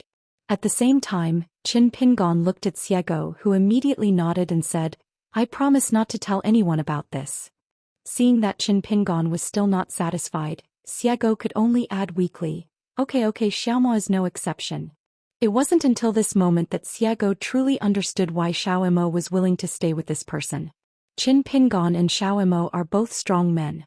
Their eyes on the world are the same, both firm and gentle. Qin Pingan couldn't stand Xiego's gaze, so he had to think of a solution. "Xiego, I have been pursuing Xiaomo for 10,000 years, so I can't change my mind when I see something different." Xiego pressed the mink hat hard with both hands, making her stomp her feet in anger, and said angrily, "Mountain Master, whenever you see a beautiful woman, you don't look sideways for fear that the news will be leaked and Ning Yaoqie will settle the account. Why are you only doing this? When you are here alone, you dare to tease and joke casually, huh?" Qin Pingan couldn't help but laugh. Clasping his fists and shaking them a few times, he apologized to the girl in the mink hat. After closing the door, Qin Pingan continued to practice his sword. Miyu was reluctant to use the Three Mountains talisman. Anyway, the vacation given by Sect Master Cui was not short. He just wanted to visit Old Dragon City, so Miyu directly used his sword to cross the sea to Aquarius continent. A great swordsman who was busy on his way was really not slow with his sword. As a result, he was intercepted halfway out of Tongyi's Hao land, and it turned out to be Chief Shou holding a Bai Xian in his hand. When Bai Xian saw Mi de sword Immortal, he just nodded and went to the next sect's chief to worship him. Miyu has long been accustomed to it, but Bai Xian would feel awkward if he didn't do this. While Pei Qian was busy in Dadu, Bai Xian wanted to go to Lulu Mountain to see Master Chao. He hit it off with Chief Shou, who happened to be a guest at Qingping Sword Sect's secret snow peak, and left immediately. Another visitor came to Luopa Mountain that day. Before the Taoist priest Xianwei could ask, the white-haired boy jumped out and asked with a smile, "Who is the saint? Tell me your name." But the white-haired boy was so happy. "Now our business in Luopa Mountain is really booming and we have a lot of money. This is another little golden elixir." The handsome man, who looked a little frail, clasped his fists respectfully and said, "Lingfei Palace, please be careful. This visit is because I want to have a serious question with Grandmaster Pei. It's been a long time since one carefully refined his qi. If he continues like this, he will probably be completely cut off from the Tao. He really can't do it. Every time he takes a breath and closes his eyes, all he can think of is that weird smile on his face. The more and more permeable expression on the person's face is undoubtedly a sign of the Taoist's inner demons. The ambitious Wen Qingchen didn't dare to take this kind of thing seriously, so he had to bite the bullet and come here to ask her for a boxing lesson." The white-haired boy glanced at Taoist Xianwei. She was just a genealogist and was not responsible for entertaining guests. Besides, the guests were looking for money from Pei. If he said a few more words, he might be blamed by Xiego to the leader Gua. Xianwei didn't know where Pei Qian was now, and he had no idea where the white-haired boy was. Wen Qingqing was even more helpless and had no choice but to ask the Taoist priest to inform him that he was looking for a place to stay in Huaihuang County in the near future, and would come here frequently to bother him until Grandmaster Pei was willing to show up and agree to discuss. The white-haired boy was a little regretful. Since this golden elixir did not climb mountains, there was no way to register his name. In Chongning County, the capital of Yushuan Kingdom, the woman in green skirt was really bored at the Chongyang Temple near the water, where the first come first serve moon towers were located. If you wanted to go out to relax, why not take a look at Lulu Mountain? Xian Yufeng arrived at Hongzhou town. She walked through Chiduan Mountain and wandered to the gate of the mountain. The young Taoist priest who sat at the empty table with a wooden hairpin on his head brought tea. The woman in the green skirt, who was originally in a good mood, suddenly turned cold when she saw a figure. The latter was even more guilty. Just when she wanted to avoid its sharp edge, she used the 36 tactics as the best one, but the woman in the green skirt sneered. "Sect Master Jiang, why are you leaving? If I remember correctly, you are the chief worshipper here and you don't want to entertain guests?" Jiang Shangzhen felt helpless, so he could only float to the ground obediently and put on a smile. "When we meet again after a long separation, we are confused by our dreams at first sight, and our appearance remains the same after we say goodbye. Time has treated Ms. Xiao very well. Bai Xian and me, you were both curious. This woman in green skirt who used a blinding trick is Xiao Pu, one of the candidate leaders of cherry green clothes." Jiang Shangzhen had never provoked her, but in his early years in Luzhou Beiju, when he was young and ignorant, he had some misunderstandings with one of her, two close friends. As for this Ms. Xiao, her ancestral home is Yangzhou, an ancient dynasty in the Middle-earth divine continent. Hey, Ms. Xiao's face is so thin that it's hard to shed tears, and her peach-leaf eyebrows are easy to feel sad. Why do you have the appearance and demeanor of a 90-year-old assassin? Why is Xiaonyang a female assassin? Young people know nothing. Xiaonyang has this status, so she must not be extra glorious. She must be 95. Xiao Pu sneered again and again as if he didn't want to stay with Jiang Shangzhen for a moment longer, and actually got up and left directly. Jiang Shangzhen was confused. What was she doing here? Could it be that he has already met the mountain master? Without thinking about whether these were all there, Jiang Shangzhen asked with a smile, "Master Xianwei, where's Brother Defeng?" Xianwei smiled and said, "He is now teaching boxing at Tiaoyu Mountain every day, so he moved there to live." Jiang Shangzhen and Xianwei looked at each other, nodded, and went to join the group with their arms around each other. "Whether you are guarding the gate or not, the mountain gate is there. Miu hikes up mountains and is not very interested in watching flowers through the looking glass. Bai Xian went directly to the sword worship platform. Those who are busy with work must reward themselves. First, have a pot of wolfberry tea and then go to Qin Lingjun to reminisce about the past. Putting his hands behind his back as if he was patrolling the territory, Bai Xian widened his eyes and asked, "Old deaf boy, please slap yourself a few times. Am I dreaming?" Jiang Shangzhen can watch flowers in the mirror, and there are more than 50 scenes where Jing Dafeng and Qin Lingjun have been involved. Chief Shou's family fortune is bottomless. For example, in the current scene, there is a fat woman with heavy makeup, whom Jiang Shangzhen calls Sister Jin O. She admires Wei Jin and Wei Dejiangxian of Fengshui Temple the most. The second in line is Brother Jiang, who doesn't know his name but only his surname. Wei Jianxian relies on his face and Brother Jiang relies on his pocket. Jiang Shangzhen originally wanted to chat a few more naughty words, but another drama had already begun. He quickly threw down a small summer coin and apologized to Sister Jin O, saying that the maid of his roommate had covered the quilt with heat. Brother Jiang went to also.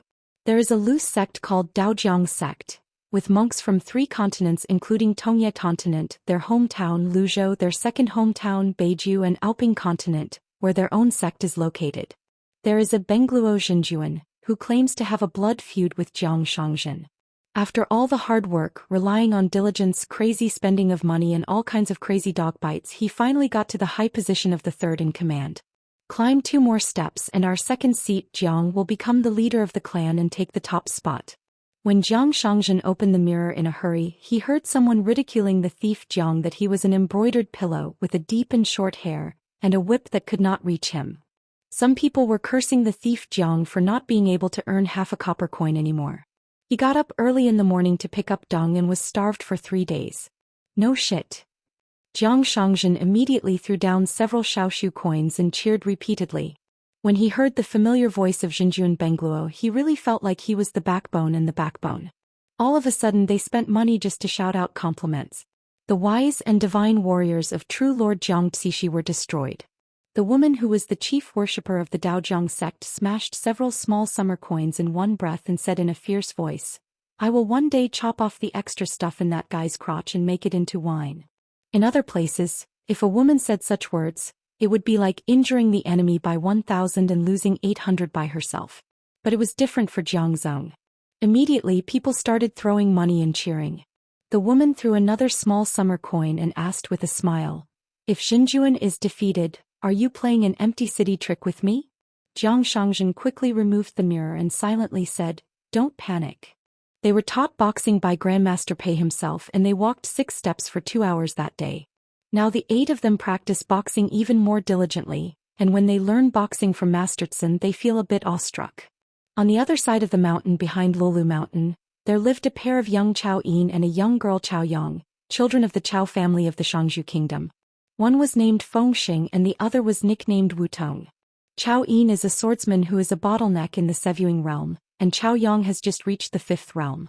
They came here to see some friends in Tiaoyu Mountain today. Chao Yin and a pair of siblings and a pair of brothers and sisters are all related by relatives. A pair of siblings, Ding Yao practices cultivation and Ding Yao learns martial arts. Wu Shani and Wu Long were both brothers and sisters and both studied martial arts. The Ding and Wu families are both related by marriage to the Chao family, which is certainly a high achievement. It is normal for wealthy families to intermarry.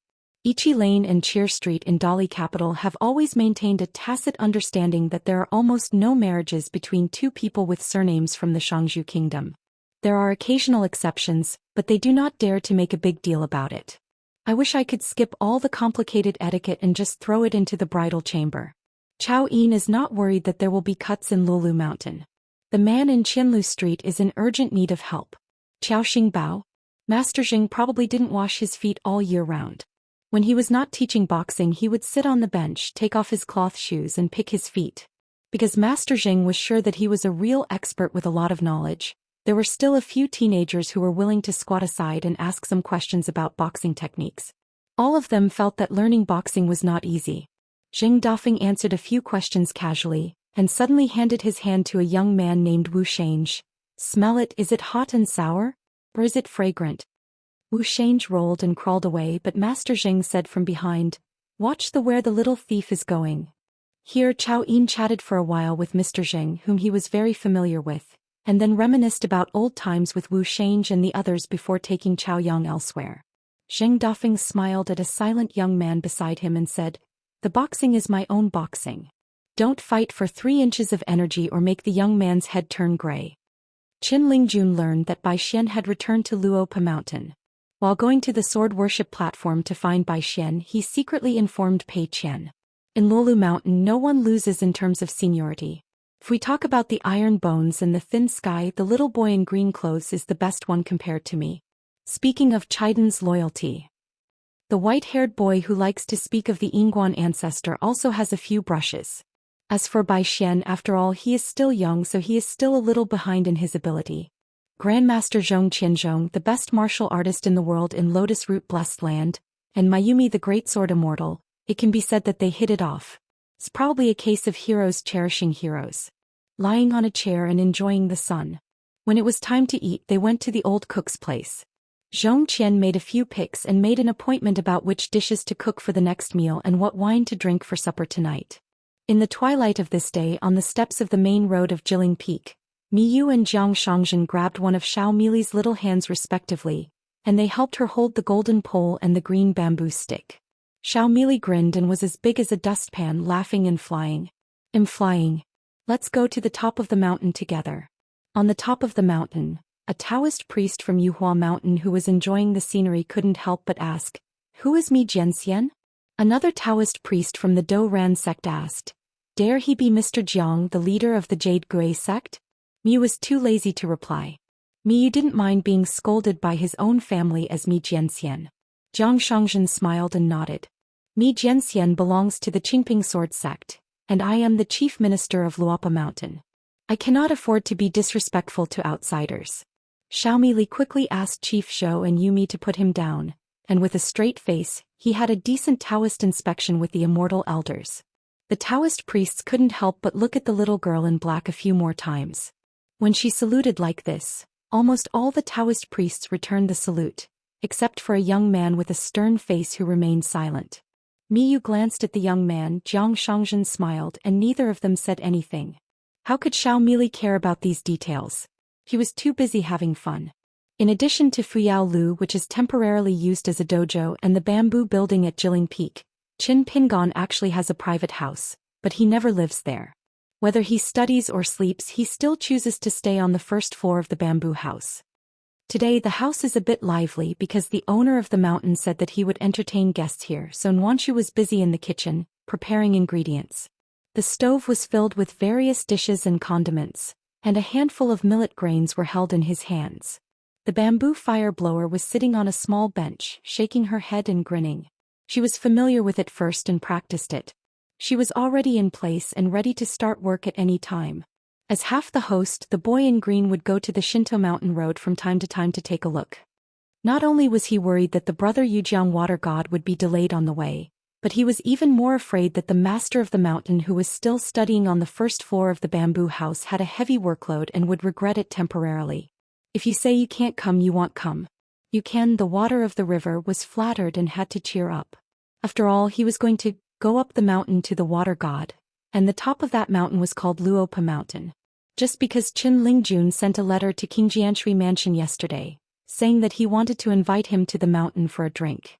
He agreed on an hour but did not say the specific reason. Today you can change into several clothes early in the morning, including the Immortal family's robe, the water god's official uniform and the scribe's attire, but he was not satisfied with anything. Even if he was ordered to enter the palace and meet His Majesty the Emperor Huang Tinghua, Yukin was far from being so nervous. Yujiang is one of the main water veins in the Huangting Kingdom after Hanxijiang. As the master of Qingjian Palace, Yukin has a divine status of 5th rank in the Golden and Jade genealogy compiled by the Ministry of Rites of the Great Li Dynasty. Because the Baihu River has recently annexed the Taiquan River upstream, the water goddess Xiaoluan, known as Kana, is now from the 5th level, but compared to Yujiang she still has a little less background. These water gods who are qualified to open palaces are of the same rank as the 5 mountain lords of Huangting Kingdom. They used to go to Huangting Kingdom's palace saying it was for an audience, but in fact it was just like visiting. After all, let alone the emperor sitting on the dragon's throne, I have already met countless of the emperor's fathers and grandfathers who lay in the imperial mausoleum, and they are the gods of mountains and rivers. What court anecdotes and shady palace secrets have Yukan and Xiaowan never seen or heard of? Yukan left the water mansion and used his natal water magic power. He saw the waves of the river rolling violently. It was as if he had the help of a god. The water pushed the waves over and over again with thunderous momentum. The waves roared like snowflakes. When they reached the edge of the Yujiang River, they rose. Yukan hid his body in a cloud of green water and traveled far away in the mist. When he approached the mountain in the west, he pressed the cloud head according to the rules and revealed his body. Because there was a peace and quiet plaque issued by the Ministry of Justice hanging on his waist, a lot of customs procedures can be avoided. Arriving at the boundary of Longquan County with great hesitation, he honestly reported to a Taoist priest at the gate of Lulu Mountain. A white-haired boy suddenly popped out of nowhere, claiming to be a noble genealogist, recording someone's visit to Luoluo Mountain on a certain day in a certain year and month. Yukan hurriedly reported the name of Shuifu. The white-haired boy recorded everything in the book, but it was concise and to the point without too much questioning. He said in an old-fashioned way, Qin Lingjun had already greeted me in Taoist Master Xianwei, so it's accurate. You go up the mountain. Yukan bit the bullet and apologized to the genealogy official and the gatekeeper wearing a wooden hairpin and a Taoist robe. He flicked his sleeves and pulled out a finely carved pocket model of the pointing general stand. As he fell to the ground, two slender rainbow lights swept out from the emerald-pointed general platform, and two burly and majestic armored generals appeared in an instant. They were the same size as ordinary men. They came to stand behind the palace master Yukansas, or pressing the handle of the knife, or holding the long sword, each holding their breath and concentrating. The white-haired boy was stunned for a moment at this wonderful show of the water god's command of troops on the battlefield, and then burst into laughter. Well, there are two more masters. The white-haired boy was about to take out the paper and pen book again, and Yukan quickly explained, "This immortal, they don't climb the mountain with the little god, they only wait at the foot of the mountain, and don't dare to bother the immortal to waste pen and ink." The shrimp soldiers, crab generals, turtle prime minister, and the female ghost Narcissus and the pretty palace maiden are almost the standard features of the officials of the Aquarius Continent Water Palace. The general in charge of the army on the left-hand side of Yukan, the master of Qingjian Mansion, is Huang Jia, leading 800 Yangqing crab yellow-robed soldiers. The man on the right, Hong Zhou, commanded 2,000 elite soldiers who pretended to be Shui soldiers. The so-called elite means that they are good at persuading people to drink, and they are also energetic and unstoppable when drinking. In short, they are all good players at the wine table. Huang Jia and Hong Zhou, one admired Qin Jianxian for his heroic feats at Xingyang Mountain and felt relieved, while the other admired Qin Shanzhu and became a hidden official of the Jianqi Great Wall. They all dreamed of meeting Qin Pingan, so when they heard that Yu Mansion was visiting Luopa Mountain, the two generals from Yujiang who were not shy on the battlefield or at the wine table, found Yukan together and worshipped him without saying a word. Yuzhu knelt on the ground, begging the master of the palace to show mercy and take them to Lulu Mountain. How could Yukan dare to agree to this casually? The two beloved generals began to count the contributions they had made for Yujiang and how much blood they had shed. Talking about the depth of love, Hong Zhou had a tragic look on his face. He took off his armor and tore off his clothes, revealing his trembling fat body. He finally found those scars. Huang Jia, who was lying on the ground at that time, raised his head and glanced at his colleagues, then quickly lowered his head, trying not to laugh out loud. Maybe Hong Zhou also felt that it was not right, so he tugged on some rags on his body to cover up a little bit. After all, Yukan was loyal, so he gritted his teeth and used a trick, using the commanding platform that was the treasure of the town to smuggle them here. Anyway, I just put these two close friends at the foot of the mountain, look at the mountain gate archway and look at the majestic sky of Luolu Mountain. This is enough to satisfy your eyes. What's more, they themselves knew what was going on, so they went up the mountain to drink with Mr. Yufu. That is something we never dare to hope for. The kid in green clothes ran all the way down the mountain very happy. Now his face was bright. He would go to Yujiang Water Mansion to beg for a few more bowls of wine without feeling guilty. He jumped over the mountain gate archway and immediately bumped into the Yujiang water god brother, and the two fools who often sat under the table with him to drink. Qin Lingjun crackled a big drink as if lighting up firecrackers. Old you, why are you here so early? There's still half an hour left. Huang De, you are still the same as before. You are so powerful and majestic. You stand upright with your fists and run with your arms. You are so envious of this tender body. Hong Er, your face is red. Those sisters-in-law are willing to let you go. Finally, have you taken care of your kidneys? Are you unjust and treat the brothers who burned yellow paper and cut off the chicken heads to worship the master as brothers? Wow, the water house is only a few steps away from my home in Luapa Mountain. I have been practicing hard in the past few years, so I have been really busy. But I don't have time to visit you. Is that the reason why you two don't come to see me? After all, we were at the foot of Lulu Mountain. Yukin had to hold back a little and said softly, Ling Jun, Huang Jiao and Hong Zhou are not going up the mountain today. They will just wait here at the entrance of the mountain. I will never embarrass you. The two Shuifu generals were really forthright and not pretentious. They each stretched out a big palm as if signaling to the kid in green clothes, twisted their wrists, slapped them back and forth, and then without saying a word, one of them grabbed him. The boy in green pulled one shoulder towards the table. Since he still had a while before going up the mountain to drink with the master of the palace, let's talk more about old times. Qin Lingjun raised his arms high and waved, and immediately Taoist Master Xianwei looked attentive and brought tea. This is called tacit understanding and pomp. Taoist Xianwei couldn't help laughing. Regarding this matter, Jingqing, how many times did you have to force yourself to practice yesterday? Pin Dao is actually very good at observing words and expressions. The little girl in black ran all the way with her head down, her legs like wheels, and hurried down the mountain to report an important piece of information to Jingqing. Qin Lingjun blinked and Xiao Meili nodded vigorously. It was absolutely true. The good mountain master said it himself. If he lied about the military situation, he would have pickled fish tonight. Qin Lingjun then laughed with Yukan and the others and said, Brothers, let's go up the mountain to drink together. Yukan couldn't believe it, and Hong Zhou and Huang Jia, two tough guys, looked at each other. The three of them followed Qin Lingjun to a house, and saw a middle-aged man wearing a green shirt and long coat, with a gentle expression and his hands in his sleeves, standing at the door of a house. Yukan and others didn't know how to enter the house.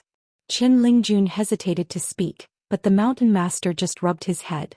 After everyone was seated, Qin Pingon personally made tea to entertain the guests and said with a smile, The food and wine will have to wait a while, let's drink tea first. Yukan's face was stiff and he nodded numbly and said yes. The two Shuifu generals were even more tense and their voices were like mosquitoes. Qin Pingon smiled and said, I heard Qin Lingjun say a long time ago that Mr. Yes' dream is to have a sword gourd in his left hand and a sword gourd in his right hand. There are actually two famous people outside the mountain in Luapa Mountain. In addition to Xiahou Zan, the genius brother of Xingyang Mountain, and Yukin, the of river water in Huang Tingua. During the last Beiyue Realm Landscape Spiritual Assessment, Tiger King Wei Bo, as the examiner, changed the name of the Yujiang Qingjian Water Mansion from B to B. Although it was only a step up, the whole water mansion was filled with joy as if it were a funeral for a concubine. The favorite generals under his command are constantly fawning over each other, saying that this means that someone in the court can be an official. We Lord Yu have someone above us. There's more than one. However, Yukin knew that he was suffering. Wei Shanjun, now he should be called Wei Shanjun, had personally beaten himself. He did not say harsh words. It was indeed unnecessary. It was just that Yukin had been involved in the officialdom of Shanshui for many years. How could he do it? Can't hear some hidden meanings. Therefore, Palace Master Yu was walking on thin ice this time when he went up the mountain. He was even prepared for the worst-case scenario of being scolded by Qin Zhenxian face to face. Qin Pingon handed them a cup of tea, and the millet grains immediately followed the melon seeds. Qin Pingon asked with a smile, Master Yu, do you have any thoughts on the investigation of the mountains and rivers gods of the Dali Imperial Court? Today is just a family affair. There is a saying in my hometown that having a good neighbor is like picking up a piece of gold for nothing. You Palace Master, General Hong and General Huang, there is no need to be nervous. Yukin took the teacup with both hands and glanced at Shanjuchen carefully. From the corner of his eye, he saw the boy in green nodding vigorously towards him. Perhaps he was encouraging himself to speak boldly and tell everything he knew? Yukin said in a trembling voice, The pressure of one review in 10 years is really too much. If it is changed to one review in Jiazi, we can take a breather. Moreover, just 10 years is too short for the gods of mountains and rivers. Well, even if we adopt a compromise approach, it would be good to have one review every 30 years. Qin Pingan nodded and said, that makes sense. The expressions of the two Shuefu generals changed drastically. Almost at the same time, they stretched out their feet and kicked the master of their palace under the table. Those are the rules set by Cui Guosher himself in the Great Li dynasty of the suzerain country. Even if Cui Guosher is Qin Jiangxian's senior brother. Then Palace Master, you shouldn't say that even more. Qin Pingan smiled and said, then let's change it to one review every 30 years. The gods of the country's mountains and rivers may all have to thank Palace Master Yu. Yukan and others were completely dumbfounded. Of course we know that Mr. Qin Jianxian is a master of swordsmanship, profound knowledge and a great background. But for such a huge matter involving the fundamental national policy of the Dali dynasty, not to mention the northern Yue Shinjun, I am afraid that even the Song family of Dali has no say. His Majesty the Emperor had to weigh again and again, and go through many discussions in the imperial study room before he could reach a conclusion. Qin Pingan smiled and said, don't talk about this. After drinking tea and eating a meal, they actually didn't drink much. Let alone trying to persuade them to drink. To be honest, it would be inappropriate for Yukan and the others to take the initiative to toast twice. But after a few glasses of wine, they finally became less restrained and felt as if they were sitting on pins and needles. Moreover, Qin Jianxian really had no airs and was not pretending to be approachable. Yukan and the others were just afraid of the legendary Qin Jianxian. They are not fools. Is it true that, as Qin Lingjun said, they are in such a state of poverty that as long as they sit on the table they have no realm? Qin Pingan stood up, smiled and sent them to the door, saying that he would go to Qingjian Water Mansion for a drink if he had the chance, and he would have a great time next time. Muanshu and Xiaomi Li cleaned up the dishes, and the boy and Xingyi walked all the way to the mountain gate, and then Yufeng returned. The master of the mountain was still in the kitchen helping to clean up the dishes. Qin Pingan smiled and said, I made some good friends. Busy Muanshu smiled and pursed his lips. Xiaomi Li said, good Lord Mountain, go ahead and I'll help Sister Muanshu. Hey, you're spotless. Following the mountain master out of the house, the boy in green apologized. Master, you find it annoying, right? Qin Pingan chuckled softly and said, if you are bothered by this, how can you be the master of the mountain and the shopkeeper? Besides, no matter how busy I am, I can't support you. Qin Lingjun chuckled. Qin Pingan stood at the door and said with a smile, everything is approaching and there are thousands of clues. It's like an army approaching the city. I must fight one against 10,000. Ah. It can't be all about this skill, but it can't be done without it. Living in the mountains to practice qi and practicing Taoism, and being in the world and sharpening one's mind are all indispensable practices. Oh. A chestnut was knocked so hard that the boy in blue immediately held his head in his hands. Qin Pingan laughed angrily and said, call Xiaomi Li over here, you go to the kitchen to help. Qin Lingjun threw down his sleeves and swaggered back to the kitchen. Xiaomi Li ran out looking confused. Qin Pingan smiled and said, let's entertain guests together. If we don't meet and bump into each other, it will be really unreasonable. Xiaomi Li thought for a while and decided to take off her beloved cotton satchel, so as not to make people look childish and bring shame to the good mountain master. Unexpectedly, Qin Pingan squatted down and patted his neck.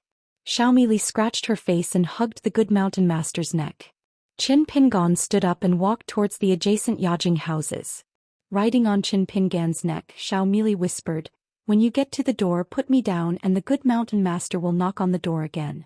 Qin Pingan smiled and said, fellow Taoist, you doesn't think this is necessary. Wow, that sounds domineering.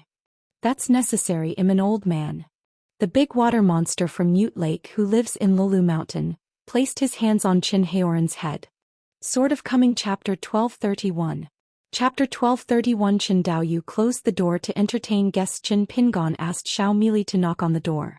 The person who hurried to open the door was a young female crown wearing a purple robe. She seemed to be the disciple of one of Xue Tianjin's disciples. So she was visiting Luo Luoshanwu this time. Among the Taoist priests, he is the one with the lowest seniority. It seems that the Taoist rules of Feishan Palace are not light. Zhu Xian was stunned for a moment when he saw a big one and a small one outside the door. The first moment was that he finally saw the thunderous Shanju Qin, and the second moment was that the little girl in black was riding on Xianxu's neck. Over in the hall of this mansion, several Taoist priests frowned slightly when they saw the scene outside the door, but soon became calm. Since they are here to be guests in Lulu Mountain, the host should be casual and informal. It is not easy for them to make irresponsible remarks when they are guests. Zhou Xian hurriedly bowed to the Taoist sect, not caring whether Master Qin returned the salute. She turned sideways and lowered her head to get out of the way. When Qin Pingon crossed the threshold, Xiaomi Li's face had already turned red and he gently patted the good man mountain master on the head, but Qin Pingon smiled and said he was not in a hurry. Qin Pingon, intentionally or unintentionally, slowed down a little. Seeing that Zhou Xian showed no sign of following, Qin Pingon continued to move forward. He walked out for 10 steps before the young female crown behind him moved. When they arrived at the door of the hall, Qin Pingon put down the millet grains. Zhou Xian hesitated for a moment and waited outside. Unexpectedly, the man in green shirt turned his head and stretched out his palm to signal fellow Taoists to go ahead. Zhou Xian then blushed and panicked. Quickly crossing the threshold, he returned to his seat closest to the door and stood there. Qin Pingon held his fists and said with a smile, "Qin Pingon from Lulu Mountain has seen all the Taoist masters." When Zhou Xian opened the door, about half of the Taoist priests had already stood up from their chairs. When Qin Pingon crossed the threshold and passed by Zhou Xian, more Taoist priests stood up one after another.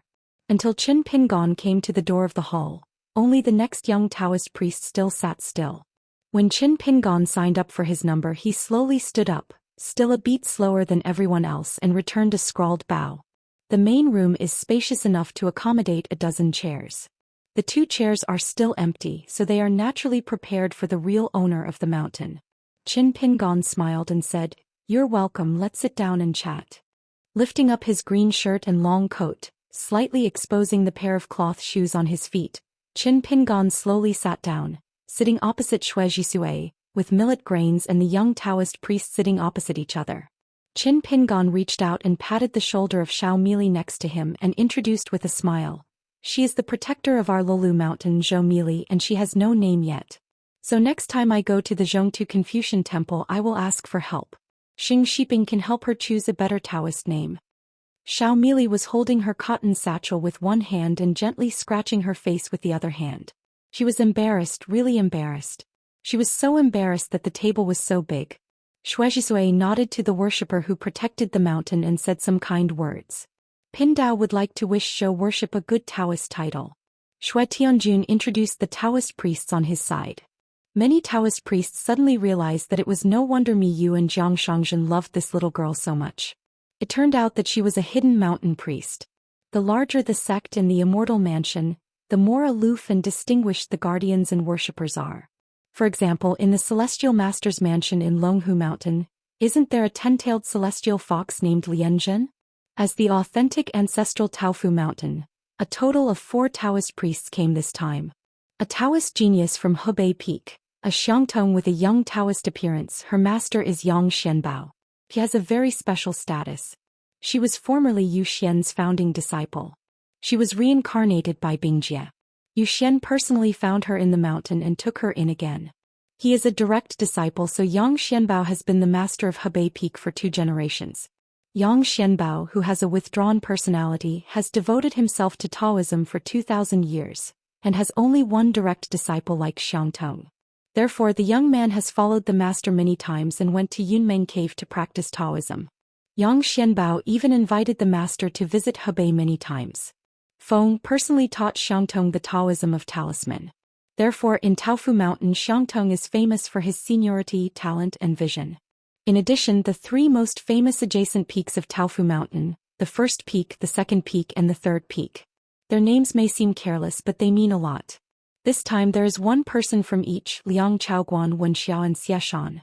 2 female Taoist priests are not very old, and they are candidates for the peak master at a young age. Shangzong Yuhua Mountain, also known as Lushan, is the main path. Only a young Taoist named Dao Shiding came here. He was born in the blessed land of Taijian and has mixed knowledge. He is recognized as an all-rounder on the mountain. He can learn everything in one go. Yes, you will be fine in a while. Xiazong Feishan Palace. The palace owner Shui Jisue, whose Taoist name is Zhou. This Taoist heavenly lord is one of the 6 direct descendants of Zhou Xian. Therefore, during this trip he has the highest seniority, realm and status, and he is responsible for protecting the Tao. Shuizhisui took 2 of them and passed them on to his disciple Lu Biyu. Zhu Zishou was the disciple of a certain junior sister of Lu Biyu. Wang Tingji, the Taoist priest in charge of the Daoist sect, brought 2 direct disciples of the head brother Meizhen, Tamong and Baifeng. Only one Taoist priest came to Jingwei Temple, Li Muzhou. He was a disciple of Taoist Ku, and was a fellow disciple of Zhao Wenmin, the previous temple master. When Shuizhisui introduced them one by one, some stood up, some nodded, some smiled, and some simply closed their eyes to rest. In fact, there are 2 young Taoist priests, but they are not on the mountain at the moment. Kong Huan and Wang Gua went to the small town together early in the morning. Shuizhisui used a talisman to inform them that Lord Qin Shan had come to visit him in person, but the 2 Taoist priests ignored him at all. Shuizhisui did not force them to rush back to Jiling Peak. Kong Huan and Wang Gua came from the vassal sects of Yuhua Mountain and Daoist sect. There are about 20 such vassal palaces and immortal sects, with hidden dragons and crouching tigers and a lot of land gods. Can be seen from this that the talisman Zhou Xian is such a huge thing and how flourishing it is. Qin Pingon had actually already flipped through the booklet of a certain genealogy compiler, but he still patiently listened to Shui Tianjin's introduction. After Shuizhisui finished his introduction, he looked at Shan Zhuchen opposite with a smile. This is the general way of dealing between sects and genealogy monks on Howren Mountain. Qin Pingon immediately caught up with the words and said with a smile, "Your sect is one of the major Taoist sects that is well known all over the world. Our Luopa Mountain is just a small sect that has just made some progress. Senior, you asked you to come here for a tour this time. Peng Pai Xing Hui, as a junior, I am sincerely afraid. I am not only afraid of treating you Taoist nobles lightly, but also afraid of using too much etiquette, which will be unbeautiful. If you did not come out of seclusion, I should go to Nujiadu to you in person. For those who have come up the mountain, a banquet will be laid out to welcome you to the wind and wash away the dust." Shuizhisui smiled and said, "How can we be worthy of Shan Zhuchen to mobilize troops and mobilize people like this? We Taoists live in seclusion in the mountains and devote ourselves to cultivation. The world is huge and the world is not as big as seclusion.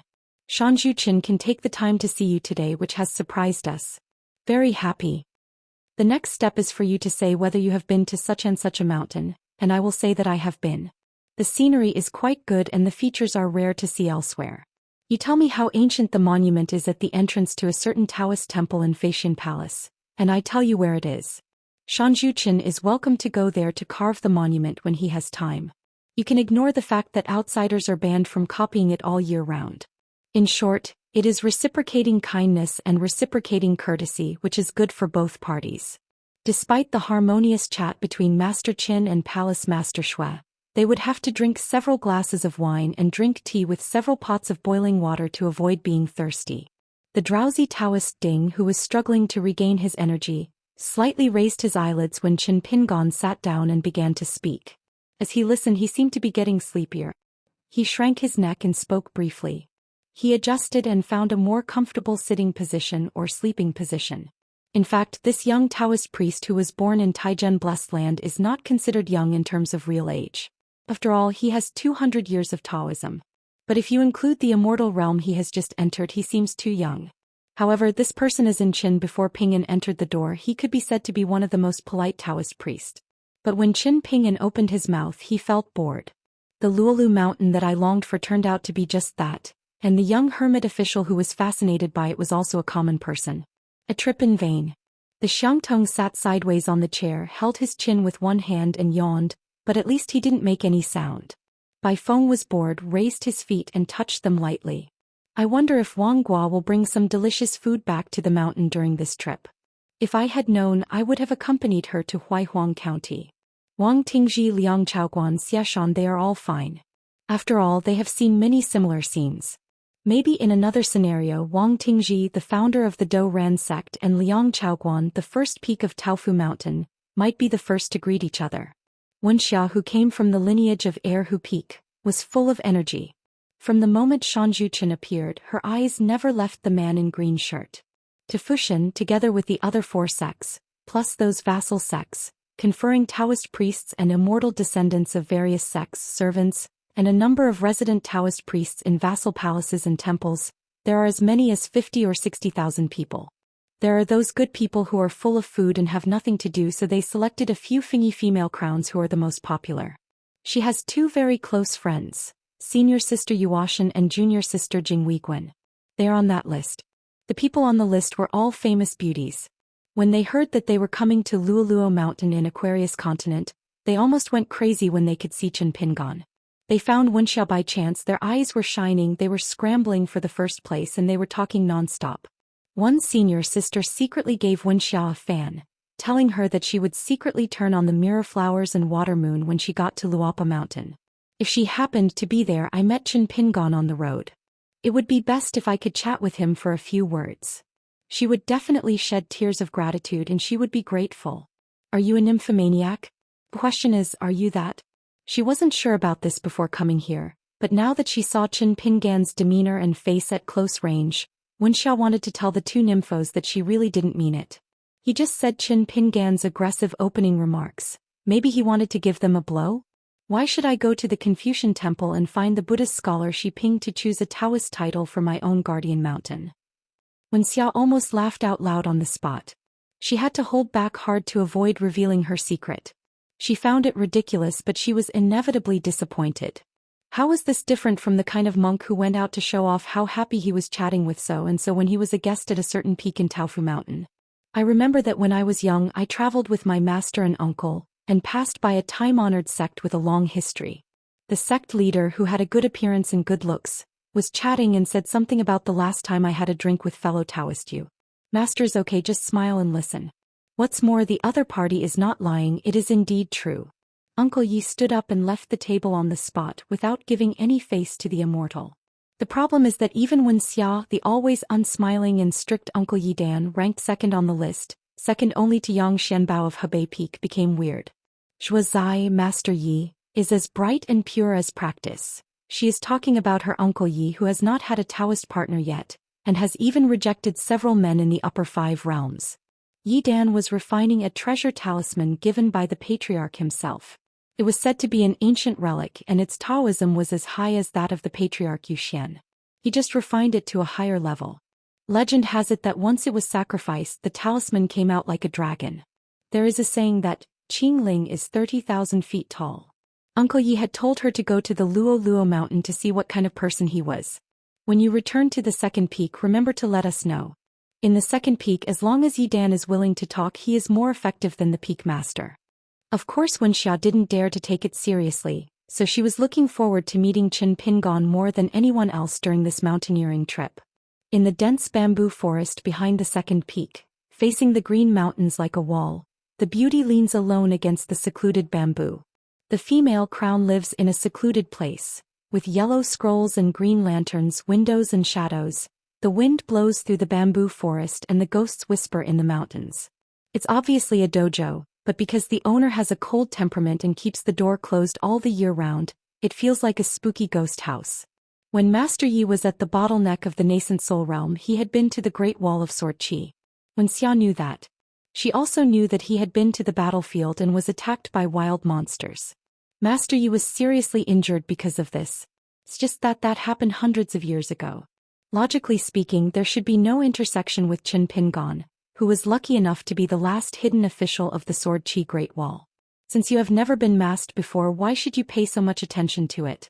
When Xia sighed in her heart, probably because she had never seen someone as aloof as Master Yi, so she was curious about Chen Pingon. When Xia guessed that what Uncle Yi really cared about was not Chen Pingon at all, but the Great Wall of Sword Qi with that place name, and the hidden official with that title, if this is the case, we can somewhat understand Uncle Yi's abnormal behavior. Tamiya put his hands in his sleeves and seemed to be looking ahead, quietly listening to the nonsense of Qin Shanju and Xue Tianjun. In fact, the Taoist priest had already wandered thousands of miles. His hands were hidden in his sleeves, he kept kneading, and he was quietly doing his Taoist exercises. If we talk about Shangzong Yuhua Mountain, the purpose of Taoism is to collect all the talismans from all over the world and strive to win by quantity without any defects. Then the Do Ran sect, one of the lower sects, just takes the word gong. All the secret talismans of the Patriarch Hall, without exception, are all used in an offensive way. As the direct descendant of Meizhen, the leader of the Dou Ran sect, Tamiya and his junior sister Bai Feng have completely different paths of cultivation. The latter is extremely talented and can rely on eating talismans to improve his spiritual practice. No one can envy him, so Bai Feng is also the most idle person in the entire Dou Ran sect, bar none. However, Tamiya is obsessed with drawing talismans and treats seclusion as eating and drinking. Master Meizhen needs to arrange a guardian for his disciples. He only does one thing all year round, which is to remind Tamiya from time to time that it is time to leave seclusion. After resting for a while, you don't need to be so focused on cultivating. You can be more lazy. Since the mountains and rivers in the Middle-earth Divine Continent are almost complete, you can go to other continents to enjoy the mountains and rivers, such as the Lingbao in Nanbosu continent. The talismans of his sect are not bad. Patriarch Yu often said that the Taoist talismans of the Lingbao sect are actually underestimated by everyone. Their methods are inherited from ancient times, and their Tao has a long history. As long as you are a talisman painter Taoist priests, don't miss it when passing by. Tamiya didn't take this seriously. He hadn't finished learning the great talisman yet, so he was going to Nanpajuo continent or visiting the Lingbao sect. This kind of sacrifice of the near for the distant will only make you further away from the great road. Going around the road is a waste of time and is destined to outweigh the gains. His master, the master, had nothing to do about it, but he probably deeply believed in what his proud disciple said. After confirming that Lord Howran Mountain was not busy at the moment, Xiao Mili quickly asked in a tentative voice, "Master Howran Mountain, what is the name of that Chinese Earth Confucian temple? It can't be true, right?" She doesn't want a nickname, she just wants to be the dumb lake monster when outsiders mention her, that's all. If she has a nickname, it will be easy for the nickname to fight. Qin Pingon replied with a smile. "To scare them, I am showing off that I have a good relationship with Jing Xing Shiping and that I have a backer in the Chinese Confucian temple." The millet grains were immediately relieved and secretly happy in their hearts. Haha, so happy. Let's just say, for such a big matter, how could the good mountain master not discuss it with him in advance? Li Muzhou was the only Taoist who liked to hang out alone at Jilin Peak in Luopa Mountain. He even walked to the foot of the mountain and chatted over a cup of tea with the gatekeeper Xianwei. He was still the most attentive person in the church today. The Taoist priest from Jingwei Temple sat upright and concentrated, listening to everything word for word from beginning to end. You must know that his master Taoist Gu is the same as Yang Xianbao of Hebei Peak. They are both direct descendants of Zhou Xian, so Li Muse's seniority is very high. What's more, none of the Taoist priests here except Xue Tianjun knew that after Li Muse's senior brother Zhao Wenmin resigned as the temple master, it was Li Muzhou who took over as the temple master. But Li Muzhou was only in the nascent soul realm, so he was caught off guard when he heard that senior brother Zhao was planning to let him take over as the leader of the temple. He shook his head repeatedly, not daring to agree to this matter. There is no reason why the abbot of Yuanying realm is responsible for the affairs of Jingwei Guan. For the other four sects, it doesn't matter how Li Muzhou treats him. Li Muzhou cares very much about how he treats Jingwei Guan. But senior brother Zhao even moved out of the patriarch directly at that time, saying that the patriarch had already nodded and approved the matter at the Middle-earth Confucian temple last time. If you don't want to, go directly to Taofu Mountain to reject the Grand Master's decision in person. Li Muzhou really had this idea, but he immediately came back to his senses. The patriarch was no longer at filling the Golden Peak and was already in the stars. How could he reject it face to face? Senior brother Zhao laughed heartily and patted junior brother on the shoulder. The burden is not light. One day junior brother will feel that it is really too much. Don't be shy, just send a letter to senior brother. Then we will discuss the choice of the new master. Li Muzhou really couldn't shirk it, so he had to do it reluctantly. Qin Pingon glanced at the Taoist priest of Jingwei Temple who was sitting upright and said in his heart, "Xiamili, you can find any excuse, for example you want to patrol the mountains, leave here first, I want to talk to them about boring things." No way. I have a soft hand to take people, a short mouth to eat people, and 1,000 gold and copper coins. I have to take it seriously, and I can't make you Dao Yu feel that Qin Dao Yu is not treating guests well. Xiaomi, who stretched out her instep and her toes had just touched the ground, felt like she was being pardoned. She finally didn't have to worry about where to place her hands. She said anxiously from her heart, "Good Lord Mountain, wait a moment, let me think about the words for a while. I'm not familiar with the situation. I promise that next time will be better than this time, but this kind of guarantee is not a guarantee, hey? Qin Pingan smiled and rubbed her little head and said, then let me help you make up a reason first this time? You can talk about it next time, no need to guarantee anything. The eyes of the millet grains lit up and the chicken pecked at the rice. If there weren't too many outsiders here, she would have given the good mountain master a thumbs up. Qin Pingan asked with a smile, do you find this kind of thing annoying or scary today? Xiao Mili thought about it seriously. I'm not bothered at all, not at all. If my family members are sitting on both sides, then I'm not afraid at all. Today I'm a little bit scared about the size of a grain of rice, huh? Qin Pingan hummed and said softly, next time I call Zhang Lu Chongxing or Chief Shou, just sit among us and say nothing and just be in a daze seriously. Xiao Mili grinned secretly and said happily, this time is not over yet, I just thought that next time will come sooner. Qin Pingan smiled and spoke, Zhou Zongfeng still has something to do so he needs to leave first. Xiao Mili slid off the chair, stood still on her feet, slapped the door in a proper manner and apologized, slowly walked out of the house, crossed the threshold and reached the door of the house. The little girl in black did not forget to turn around and slap the head. She then turned and left, leaving the house. The little girl reached out and brushed a few strands of hair that were wet with sweat, and exhaled a long breath. She was about to run to the bamboo house, but she found Chief Shou and Yumi was standing not far away and helped her get back the golden pole and the green bamboo stick from the kitchen of the Haoren Mountain Master's private house. The former smiled and waved to her and the latter gave her a thumbs up. Xiao Mili wiped her face, puffed out her chest, swaggered towards them, reached out and took the green bamboo stick and gold pole. Miyu smiled from the bottom of his heart and said, Xiao Mili, it's okay. I can accompany Mr. Yin Guan to entertain guests. Aren't you nervous about such a big scene? Xiao Mili said softly, I'm nervous, why aren't I nervous? I was so nervous that my teeth almost chattered. I pretended to be calm but I didn't remember many things clearly. Miyu smiled knowingly. Although Xiao Mili was sweating profusely at the moment, in fact every time he met a certain Taoist priest when he was patrolling the mountains, all the decorative details other than a Taoist robe, no matter where he stood they were walking on the road. She clearly remembered the order in which they were served, the length of distance between them, etc. Otherwise, where do you think the nickname Lost Mountain Leader came from? The old cook once asked Xiao Mili how he had such a good habit of careful observation. Xiao Mili gave the answer without hesitation. In the past they didn't know him at Dumb Lake so he had to remember them. Jiang Shangzhen smiled and said, I remember the first time I was qualified to participate in the meeting of the Yugui sect's Patriarch Hall. I was so nervous that as soon as I sat down I wanted to get up and go to the toilet. I felt uncomfortable holding it in. Miyu smiled and said, it was my first time out of the city. My hands were shaking so much that I couldn't draw my sword steadily.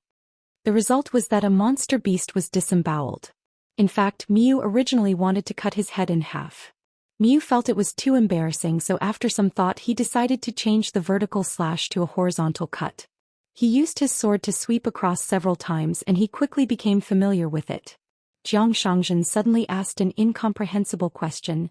Xiamili, do you still remember how Master Chen called Master Yu when he was inside? Xiao Mili frowned, did a quick mental calculation and said, 5 times Yu Senior, 6 times Yu Senior, 2 times Fu Lu Yu Xian. That's it. Jiang Shangzhen smiled and said, our mountain master is still too polite. He has also been a peak master and a sect master, and he has also been in charge of a cloud cave blessed land for many years as the head of the family. Why Yu Xian mobilized troops and caused such a big stir was clear to the authorities and onlookers, but Jiang Shangzhen knew it all. Miyu asked, do you have an explanation? Xiao Mili pricked up her ears. Jiang Shangzhen smiled and said something strange. My disciple is more sensible than his predecessors, but his disciple is more rude than his Taoist friends. Mi Jianxian was suddenly enlightened and Xiao Mili was pretending to be suddenly enlightened. Chief Shou's pretentiousness towards Xiao Mili suddenly became clear. There was a faint sound of closing the door on the other side of the mansion. Jiang Shangzhen and Miyu were both high enough so they could hear the sound. Miyu didn't care but Jiang Shangzhen endured it again and again. Finally he couldn't hold it back anymore and said with a smile, using people's money to replace others. It doesn't count as eliminating disasters. Those group of Taoist geniuses with deep connections to immortality are all worth their lives. It's just that the owner of the mountain closes the door today, preaching Taoist priests, and Taoist priests observe Taoism. Probably won't be too long in the future. Those who are angry and aggrieved today will be secretly happy in the future? Generally speaking, it can be regarded as a beautiful talk on the mountain, right? Our mountain master is still upright, and we have always been fair in our dealings and we do not deceive others. If nothing happens, master, you will think that if we give you 1,000 gold and copper coins, you will not lose but still make a profit? Otherwise, with the cautious character and behavior of the owner of the mountain, how difficult would it be to accept the money and treat the guests without missing a beat? It seems that I am too lazy to throw a hammer here and there, so I just want to make a one-shot deal. It can be seen from this that the mountain master is indeed very busy now, and the retreat is absolutely true. This made Chief Zhou feel extremely guilty. There was nothing he could do to help the mountain master. Xiao Mili suddenly realized, no wonder the good mountain master told me that when I get to the gate, I don't need to close the door. Miyu asked in confusion, Chief Zhou, what do you mean? Jiang Shangzhen explained with a smile. For the specific process, you can ask Mr. Yin Guan yourself later. Anyway, it was a casual relationship that could have been you are polite, I am kind, and the two sides said goodbye when they met, but it was just because the mountain owner accepted the money. Money, I can't let go of my conscience, so I have to work harder, I have to bite the bullet, hold back my temper and say a few crazy words to those outsiders. Miyu was extremely curious and wanted to ask more questions, but Chief Zhou already waved his hand, let's go have a drink. Over in the hall of the mansion, Qin Pingan pulled up his green shirt and long coat, crossed his legs, leaned back comfortably on the chair, twisted his wrist and pulled out a cigarette stick and began to puff out smoke. This series of weird actions confused Xue Tianjun, not to mention the other Taoist priests who were looking at each other, so much so that Taoist Ding opened his eyes and looked at the man in green shirt. Qin Pingan narrowed his eyes and said with a smile, we are a family behind closed doors. I am going to help fellow Taoist you and say a few heartfelt words to you fellow Taoists. At the mountain gate, taking advantage of Master Sen's turn to teach boxing, Zheng Dafeng hurriedly ran to the foot of Jilin Peak. I am really worried that those few girls will be like Chao Yang in the back mountain, and mistakenly have their infatuation with Brother Defeng. Otherwise, why would he deliberately take off his cloth shoes and pick his feet to make people angry? If you don't do this to yourself, God knows how much love debt you will owe. After all, what he likes is women like Xing Qingjia from Jingqiqing and Xiaonyang, the woman in green skirt. When they arrived at the foot of the mountain, Qin Lingjun was sitting at the table, crossing his legs and eating melon seeds. He had to say a few words of thanks to the Taoist Immortal way, but he didn't say much. If he said too much, he would show up. Zheng Dafeng picked up the kettle on the table, poured himself a bowl of water and joked, Qingjian Waterhouse is very good. You can bring your own food and drinks when you are a guest. Qin Lingjun realized it later and finally figured out the meaning of this statement, so he glared at Brother Dafeng, who was making random metaphors. How could you ridicule my friend like this? The kid in green clothes quickly laughed to himself. Ouch, hey, my stomach hurts. Senior Bai Jing was finally willing to return to Tiaoyu Mountain to help preach, which gave the old deaf boy a moment of peace when he could finally return to the sword worship platform. In this Luopa Mountain, the old deaf boy had to teach swordsmanship to his disciple Yu Yu at the sword worship platform, and was bombarded with strange words by Bai Xian every day. He also had to answer several difficult questions of Yuan Huajing from time to time, and he even had to go to Tiaoyu Mountain before. The preachers who were serving as Shilatsi to a bunch of brats, all looked respectful and did not dare to breathe. Looking at the old deaf child was like offering incense to the statue in the temple. This made the old deaf child not only not feel comfortable but also awkward. Extremely uncomfortable. After all, it is not as numerous as the Great Wall of Sword Chi. I think back then every time I went out I would go to the city head to attend a meeting. I've only been in Luopa Mountain for a few days and yet am being summoned like this. Lord Yin Guan really doesn't regard himself as an outsider. Thanks to Bai Xian, Yuan Huajing already knows the identity of this old deaf man worshipped by Gontang. He is the only old deaf man who is qualified to participate in the city's discussions. He is the only old swordsman who is born in the demon clan and can be ranked among the top 10 swordsmen. Therefore, Yuan Zhenxian was even more unambiguous when asking questions. He put off the planned retreat again and again without feeling anxious at all. There is a row of small bamboo chairs and benches under the eaves. Zhou Xian asked the old deaf boy curiously. Back then, as a wild monk, he made his debut with a sword alone and threatened to challenge the boss swordsman in a duel. What was the result? Did he fight against the boss swordsman? There was no need for the old deaf boy to ramble on. Bai Xian had already helped answer the question. You stupid girl just ask stupid questions, but the old deaf boy is not qualified to practice Taoism. He's a loser. With his little swordsmanship he can't even reach the big sword of the old boy when he jumps. Immortals knee fight for nothing. Single fight, ask for a sword, hand over to a person. The boss swordsman only needs to stand still, raise the toe of his shoe and press down again, and he will crush the old deaf child to death. As long as the soles of the boss sword immortal's shoes touch the ground, there is a popping sound and a flower blooms on the city wall. The old deaf boy will confess. But now that the old deaf boy has jumped alive and well to Master Chao's Mountain of Desolation, it means that the boss sword fairy shoes were back then. Please show mercy. The old deaf boy laughed and said nothing. Nalan Jade Paper also had a problem that he couldn't figure out. According to this statement, the old deaf boy couldn't just ask to stay on the Sword Chi Great Wall without a fight, right? The old deaf child smiled and narrowed his eyes, unwilling to tell the truth. Whether it was saying that he cherished his skills or enjoyed himself, he didn't even mention this to his disciples. This pot of wine is so good that I can't bear to drink it. At the door of a thatched hut stood Yuan Huajing, who was mouthed by Bai Xian to name Yuan Jianxian and Yuan Jucai. No matter how nosy Yuan Huajing is, no matter how withdrawn and proud his personality is, he can't help but listen in every time he encounters such small talk between an old man and a young man. It's just that Yuan Huajing couldn't understand why an old swordsman in the Ascension realm wasn't angry at all when he was ignored by a few children. Is it because the old-timers have a higher realm and have a broad mind? The one named Bai Xian has really good qualifications and is now a sword cultivator in the sea-viewing realm, but his mouth is really poisonous. Senior Gontang, whose Taoist name is Longxing, is an ascended realm and a sword cultivator. In any world, wouldn't you be complimented wherever you go? A voice rang out from the heart of the old deaf child. As a general offering, hurry up to Tiaoyu Mountain and preach to those children in my place. For the second offering, I want to watch the excitement at Jilin Peak. The old deaf boy had a sad look on his face and quickly stood up from a bamboo chair, but his words were cheerful. Okay, Senior Baijing, I'll go right away. Don't worry, everything will be fine. When the old deaf child shrank to Tiaoyu Mountain, Yuan Huajing hesitated for a moment, then went to sit under the eaves there. Bai Xian habitually carries a purple sand teapot, shaped like a handled teapot with wolfberry tea brewed in it. Bai Xian raised his head and took a sip of tea, burped and said in an old-fashioned manner, Yuan Jianxian, do you have something to ask? It's okay, you and I have a good relationship. Bai will answer all questions. When Pei Qian came to the sword worship platform before, Bai Xian was dumbfounded for a moment. He was worthy of being the leader among the 9 children from the same village. He was quite quick-witted and said that he would not practice boxing anymore. Pei Qian looked surprised and regretful.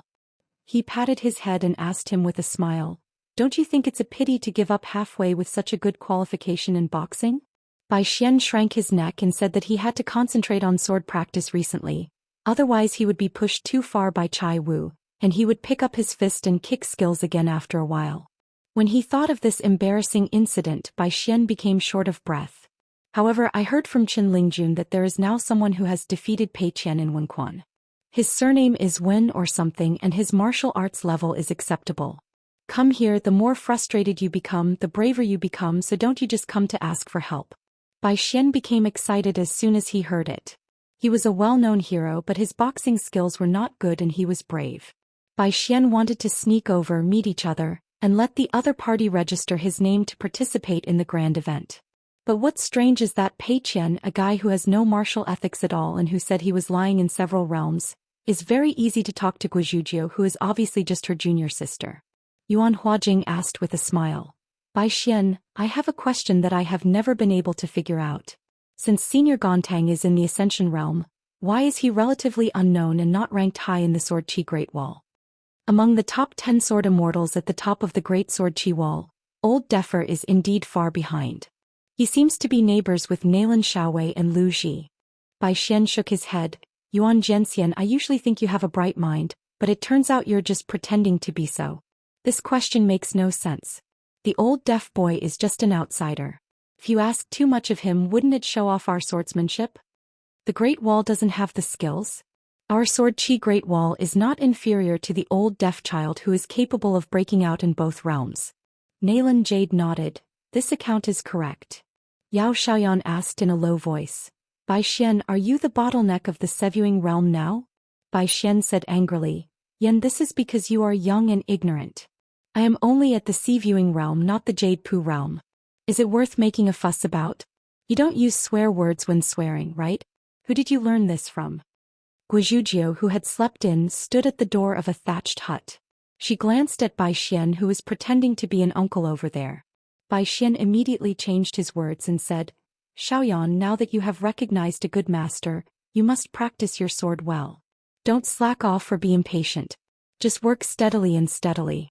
Master Chao has high expectations for you. You will definitely be better than me in the future. Powerful. It's not that he's afraid of her, Guizhuzhou, but that he respects her. Yuan Huajing smiled and said, Yao Xiaoyan must have good qualifications, otherwise she would not have 3 flying swords at the same time. But why do you think she must be more accomplished than you? He actually felt that Bai Xian's future realm of swordsmanship was the most worthy of Luo Luoshan's expectations. Bai Xian told Yuan Huajing in a very understated tone, my rank of Feijian is too low. I will definitely not live to be 20 years old on the Great Sword Qi Wall. When you come here you can think about tomorrow. As for the day after tomorrow, forget about it. There's no need to think too far ahead. If I didn't come here with Lord Yinguan but went to Feishing City and always had to go out to experience and take risks, then I wouldn't even think about tomorrow. Today is today. Guizhuzhou hesitated for a moment and said from the bottom of his heart, my master, I really wanted to take you with me and teach you swordsmanship in person. But you were unwilling to apprentice with anyone at that time. Master was still sorry, but he looked at you more highly. Well, Master said that if you can't reach Yupu in the future, you have to blame him for not caring, and it has nothing to do with you. So when you are in a certain realm in the future, who will be arranged by Luopa Mountain to protect you secretly, Master. You already know it, so you don't have to be discouraged. Tomorrow, the day after tomorrow, the day after tomorrow, this year, next year, hundreds of thousands of years, Lolu Mountain Sword Cultivator Bai Xian, you can think about it, you must think about it carefully. Master did not let me say these things. I just see that you are in a wrong state of mind and you don't look like a pure swordsman at all, so I'd like to remind you a few words. Bai Xian jumped up and asked, you really didn't lie to me? Guizhuzhou asked, is it fun to trick a little fool? Bai Xian choked on his words and endured it. After all, Guizhuzhou had been to the Summer Palace and was a serious swordsman of the Yinguan lineage. He was indeed not stupid. Guizhuzhou said, go back to the house to practice swordsmanship and break through the realm as soon as possible. At your age there are not many Sevuing realms in our place, but it is not too few. Anyway, it is not a rare thing. What day after that? Before you go into seclusion, you, the bottleneck of Sevuing, think carefully about why Chief Zhou took you out of the dense snow peak and traveled across the sea together. Remember to think carefully about the magnificent scenes you saw on the sea. Especially don't miss out on whether you climbed up and looked far away in Old Dragon City. What was your state of mind and how did you feel when you looked back at the sea? Bai Xian widened his eyes and said, did Brother Jiang tell you these things in private? Guizhuzhou said angrily, are you a pig-brained person? I can guess what you need to say. Bai Xian was holding a teapot with a handle in one hand, spreading his fingers on the other hand and making a fist. His eyes were shining and he said solemnly, Dragon Gate Realm is within easy reach. Guizhuzhou laughed and said, why don't you spit in the palm of your hand first? Bai Xian said angrily, it's so stupid to spit on your own hands. It seems that you no longer have the aura of being invincible in the world. Guizhuzhou didn't say anything when he caught Yuan Huajing's gaze. I thought to myself that even if I got to the Great Sword Qi Wall, I still couldn't enter the Summer Palace. When Qin Shanju was so bold and said the title Fellow Taoist Yu on the spot, all the Taoist priests in the room had different expressions. However, Qin Pingan seemed completely unaware of their strangeness. He shifted his gaze slightly and looked at Li Muzhou. I remember that there was a Taoist named Gu in Jingwei Temple. He was one of the few direct descendants of fellow Taoist Yu. He died on the battlefield of Nambo Suzhou. I looked through the archives of the Confucian Temple, and it seems that this Jade Purity Temple master tried his best to survive, but he didn't accumulate much military exploits. A Taoist priest slapped the handle of the chair hard and glared angrily at Qin Pingan. Shui Tianjun, however, looked at Qin Pingan, and at the same time he stretched out his hand and pressed the Taoist priest, who was angry, a few times, indicating that they should be quiet for the time being. We don't have to follow the master and yell at each other. What is the other party's intention? If we listen to a few more words, the truth may come to light. Qin Pingan just looked at Li Muzhou. You are the direct disciple of that lame Taoist priest. What do you think deep down in your heart? On the contrary, Li Muzhou was the calmest among the dozen or so Taoist priests, at least on the surface. He heard this and replied, "Facts." Qin Pingan asked with a smile, "You're not angry at all? How come you are eating incense on the clay statue of Jingwei Temple?" Li Muzhou clenched his hands into fists, put them on his knees and said slowly, "Since Master Qin is stating the facts, no matter how angry I am, I can't refute anything. To say the least, even if I want to refute, I'm not mature enough. But no. From now on, I will keep a respectful distance from Luopa Mountain and Master Qin." Qin Pingan suddenly said, "That means he pretends to be fine but is actually very angry, but he has done a good job in cultivating his mind and character so he can bear it? Or does Li Muzhou still remember a few words of Master's teachings besides preaching, imparting knowledge and solving doubts? Has something to do with the way you behave and build yourself up? So you don't want to be like a young man in the city, like a firecracker, and when your temper gets angry, you roll up your sleeves and fight with others?" Li Muzhou stood up, lowered his head slowly, nodded, stood up again, turned around and strode towards the door. "There is no blocking." Qin Pingan didn't stop him and Shui Tianjun didn't ask him to stay. The hall behind him was just silent and you could hear a needle drop. Li Muzhou, a Taoist priest from Jingwei Temple, gently opened the door with one hand with blue veins on the back and then closed the door, only to see a man in a green shirt standing outside the door with a smile on his face and his hands in his sleeves. Qin Pingan cupped his hands and clasped his fists and said with a smile, "I have offended many of you, so I have no choice but to do it. Of course it is only for you. The other Taoist priests in the room may not be able to bear this statement." Li Muzhou looked confused.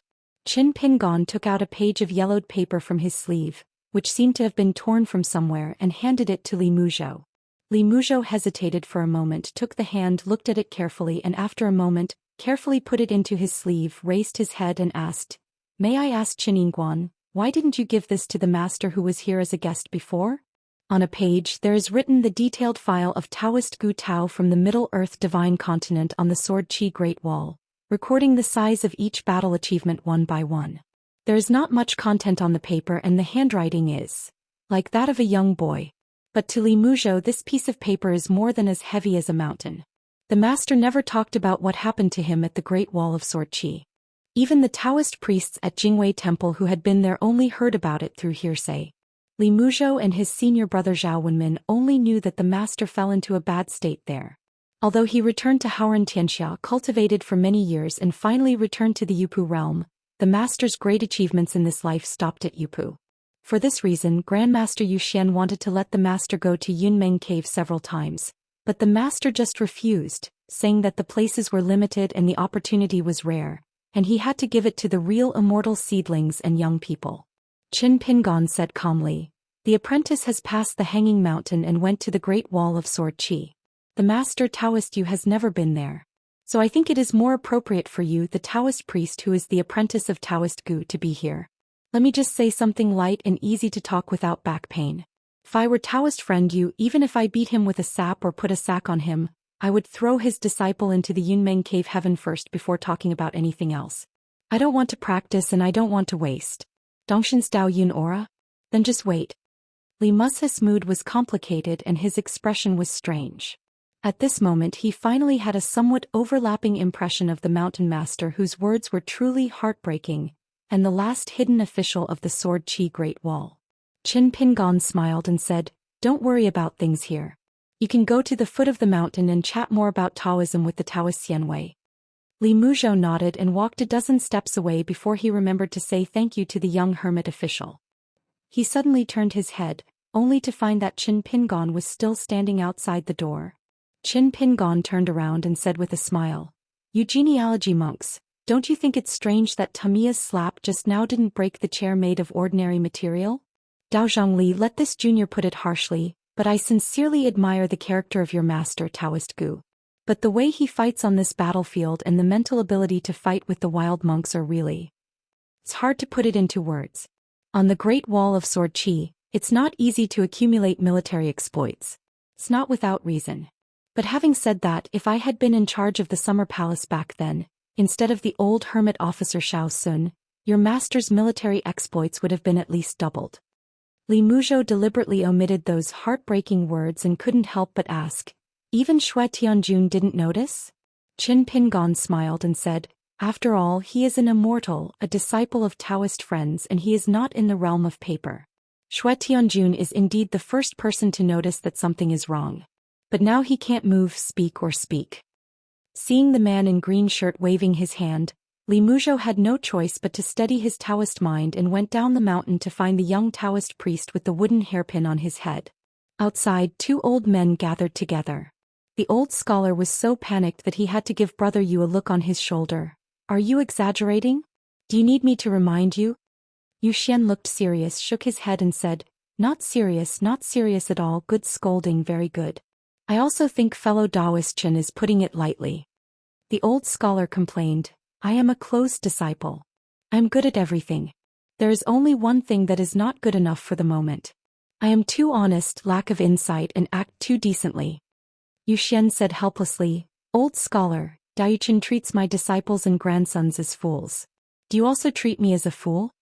The old scholar first sighed in his famous way, you can't say that. It hurts harmony and hurts feelings. Brother Yu, he is obviously his brother but talking about two different things.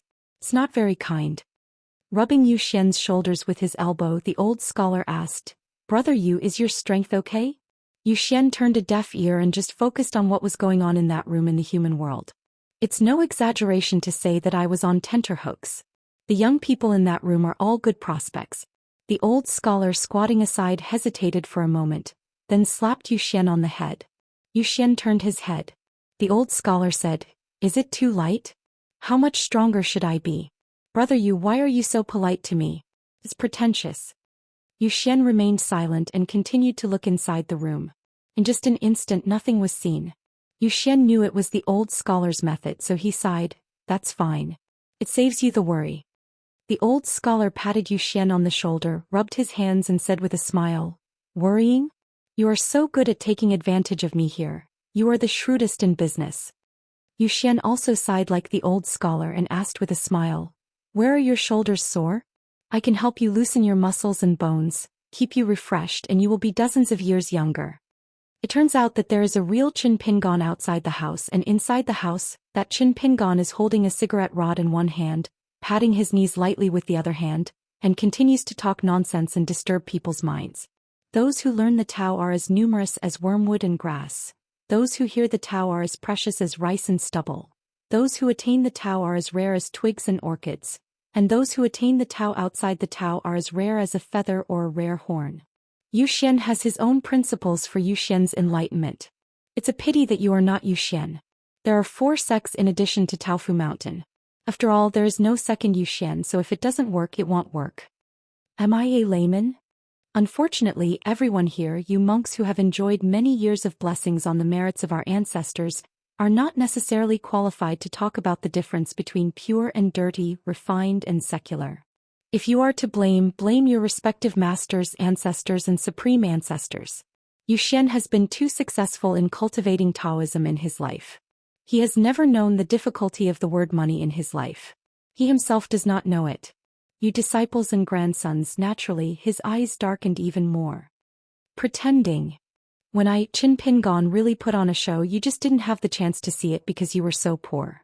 Outside the city, who was involved in a fight with the direct disciples of Tuyue Mountain's great patriarch, each of whom depended on his or her own abilities to determine life and death. First, Li Zhen was killed, and then he stood alone in the battle, pointing his sword at the 14th throne. Who leads the Summer Palace, where the spring banners hang upside down on the mountain? Do you know what silence means? Anyone who I ask to stand will not dare to sit down, and whoever I ask to sit will not dare to get up and fart. Confronting Tuyue Mountain in the Chinese Confucian Temple with the barbarian world, participating in a meeting with monks from the 14th realm on the bank of the long river of time, sitting in the center of the formation outside the sky. The person cooperating with him is Mr. Sanshan Jiuho, Baidi City Jing Juzhong. It's like this outside, but when I get to my own territory and am not related to you Taoist priests, why don't I be allowed to show off and say a few harsh truths? Zhou Xian deliberately arranged this, and Qin Pingan had known it for a long time, and he was like a mirror in his heart. As expected, he is holding the hottest thing in the world, money that seems to be given away for free. If we really just want to give away those gold and copper coins, an immortal level Shui Tianjun would be enough. There is no need to put up such a large array with more than a dozen people. In the final analysis, Yu Laozhen, who is not short of money, came and borrowed stones from other mountains to attack Jade. If you want to buy Taoist heart with money, you can buy as much as you can. The old man has good intentions, thinking of throwing these proud men of heaven to the Lulu mountain, and taking the opportunity to sharpen the edge and arrogance of these great Taoist monks. Don't be too high-minded, arrogant, and everyone always feels that what if they are, it will definitely be possible. It seems that if you change the position and replace whoever you are, you can do better. If the family rules are strong and the family tradition is good, it may be possible to cultivate them in batches and adhere to the superficial etiquette, but it may not be able to hold on to a reason, and it is even harder to grasp a Tao. What Zhou Xian asks is that the Taoist priests in my family's Wumai Mountains should see the blue sky and the great road with their eyes. They should not always focus on their own 3-acre land and worry too much about the speed of several realms. Before Zhou Xian joined the Tao, even though he had monopolized the word Fu Lu of Haoren, he was still unable to distance himself from Zhao Tianlai of Longhu Mountain and Hulong Zhenren of Beiju Luzhou. Therefore, the genealogical cultivators of his Dao lineage should not be too arrogant. They waited until Zhou Xian rushed to Fuyao continent to rescue Bai Yi, and then went to Tianwai Hedao Galaxy. The 14th level talisman Zhou Xian naturally went to the outer world. But in a sense, a certain Zhou Xian stayed in Taofu Mountain to fill Golden Peak. Even this Zhou Xian went to Yuhua Mountain, Feixian Palace, Douran Sect and Jingwei Temple, and went to all the vassal sections. Kong Huan, a tall man, and Wang Guo, a girl with an oval-faced face, were not wearing Taoist robes, but were dressed like people in the world. Together they visited the town's crab shop Iron Lock Well, and passed by the Dragon Riding Alley.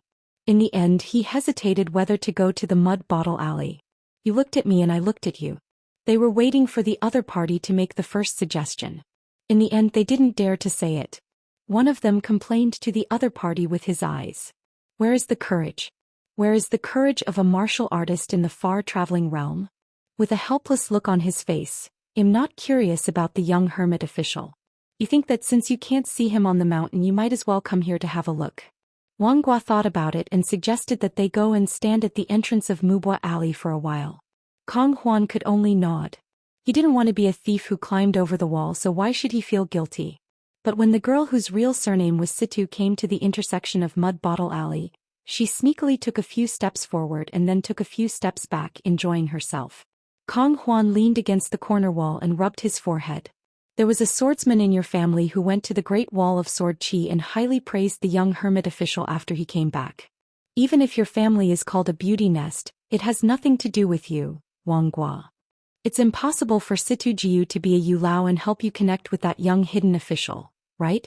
Besides, isn't it said now that Qin Pingan is famous for being a strict wife on the Sword Qi Great Wall?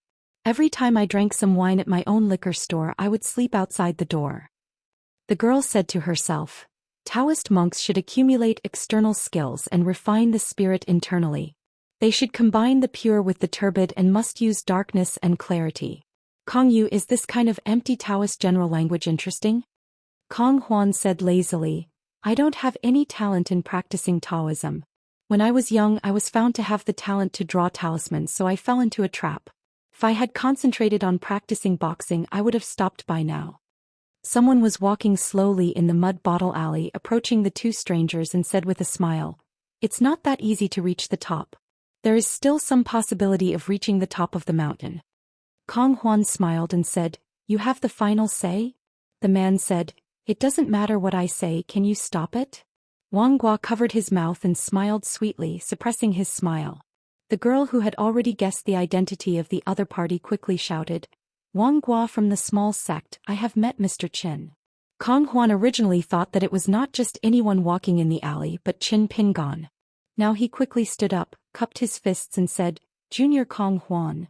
Qin Pingan clasped his fists in return and said with a smile, "It seems that fellow Taoist you values you very much.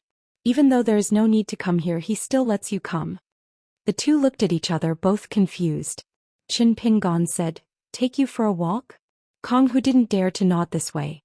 Although he is a Taoist priest, he considers himself more of a pure martial artist. Now that he has met a senior who can make Chao Si's face bruised, he has to be more humble. When he met Chao Si, Kong Huan could boldly ask for advice humbly. The person in front of me really didn't dare. Wang Guo, on the other hand, was fearless. He nodded generously and thanked Mr. Qin. After that, Kong Huan became more and more confused. Mr. Qin, who had a lot of identities, actually took them to wander around the town. He also invited them to sit in 2 shops in Qilong Lane, saying that they were at the New Year's shop. After buying pastries, you can go next door, and if you find something you like, you can get a 20% discount. Kong Huan glanced at Wang Guo out of the corner of his eye, and saw that sweat was actually dripping from the girl's forehead.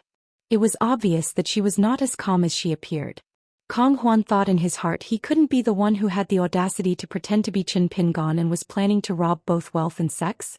In the white mist, someone looked around, horrified. He could only hear his voice but not see his person. "Tamiya, you have to pay for breaking the chair."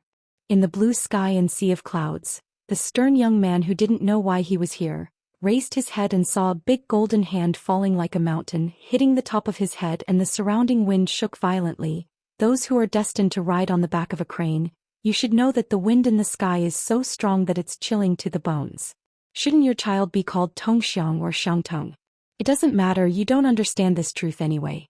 Different Taoist priests in the house faced different scenes. On the first, second and third peaks of Taofu Mountain, 3 young Taoist priests who visited Luopa Mountain happened to be on the next mountain and saw Zhou Xian, Shui Tianjun and Taoist Ding respectively. And now when she just thought that they and Qin Pingan broke up on bad terms that day. She quickly took the dragon snake trace ferry back to the Middle Earth divine continent. She returned to the Do Ran sect, went to the back mountain and saw her in the bamboo forest. She saw the familiar graceful back and called Uncle Yi. When Yi Dan turned his head, Wen Xia instantly lost her mind and started retching. There is a scenic spot in Zhuozhuang Mountain, known as the realm of Taiqing, called Tingbei Pavilion, just because the most proud man in the world once drank wine in the mountains. In the same mountain, Lu Biu saw a dozen old demons from the wild world with different postures on the top of the mountain, but with the same eyes looking at him like ants. But Zhu Zishou, who was walking alone, was most proud of seeing that stunningly beautiful person in the pavilion. He put down the wine glass in his hand, smiled and nodded to her, saying that she was a talented person, and he just continued to climb higher. There was also the Taoist priest Ding, who stared blankly at the corpses on the ground that were killed by Qin Pingan in an instant, and the Taoist priest whose head was pierced by a flying sword, slumped back on his chair. The Taoist priest who had his whole head cut off raised his hand to hold his head, but it drooped down. There was the Taoist priest who was cut off from the waist with his chair. She just stared at Taoist Ding as if resenting and hating him for not helping him. "Shui Tianjun, do you know who is the most arrogant among you among my fellow Taoists?" He guessed it, it's you, Shui Jisue. This is just a wedge. The real fun is yet to come. The girl in the mink hat is sitting on the roof drinking. Our mountain master is really a busy man. There are more than 2 flowers in the house, 1 on each side. Like a surging river, it has already branched off into dozens of branches without even realizing it. Master Qin Shan used the talisman to counter the talisman. Grandmaster Qin used boxing techniques to Taoist techniques. Qin Yingguan used his sword skills to fight against the talisman. Taoist priest Qin countered Taoism with thunder. For example, Mr. Qin, who is in the village school, always talks with reason. Xiago felt that if Qin Pingan reached the Ascension realm one day, if he had not yet reached the 14th realm, he would not necessarily dare to say he could beat him. As for Qin Pingan's real body, he just took a walk to the bamboo house and sat on the edge of the cliff with a little lotus flower sitting above his head, watching the clouds come and go together.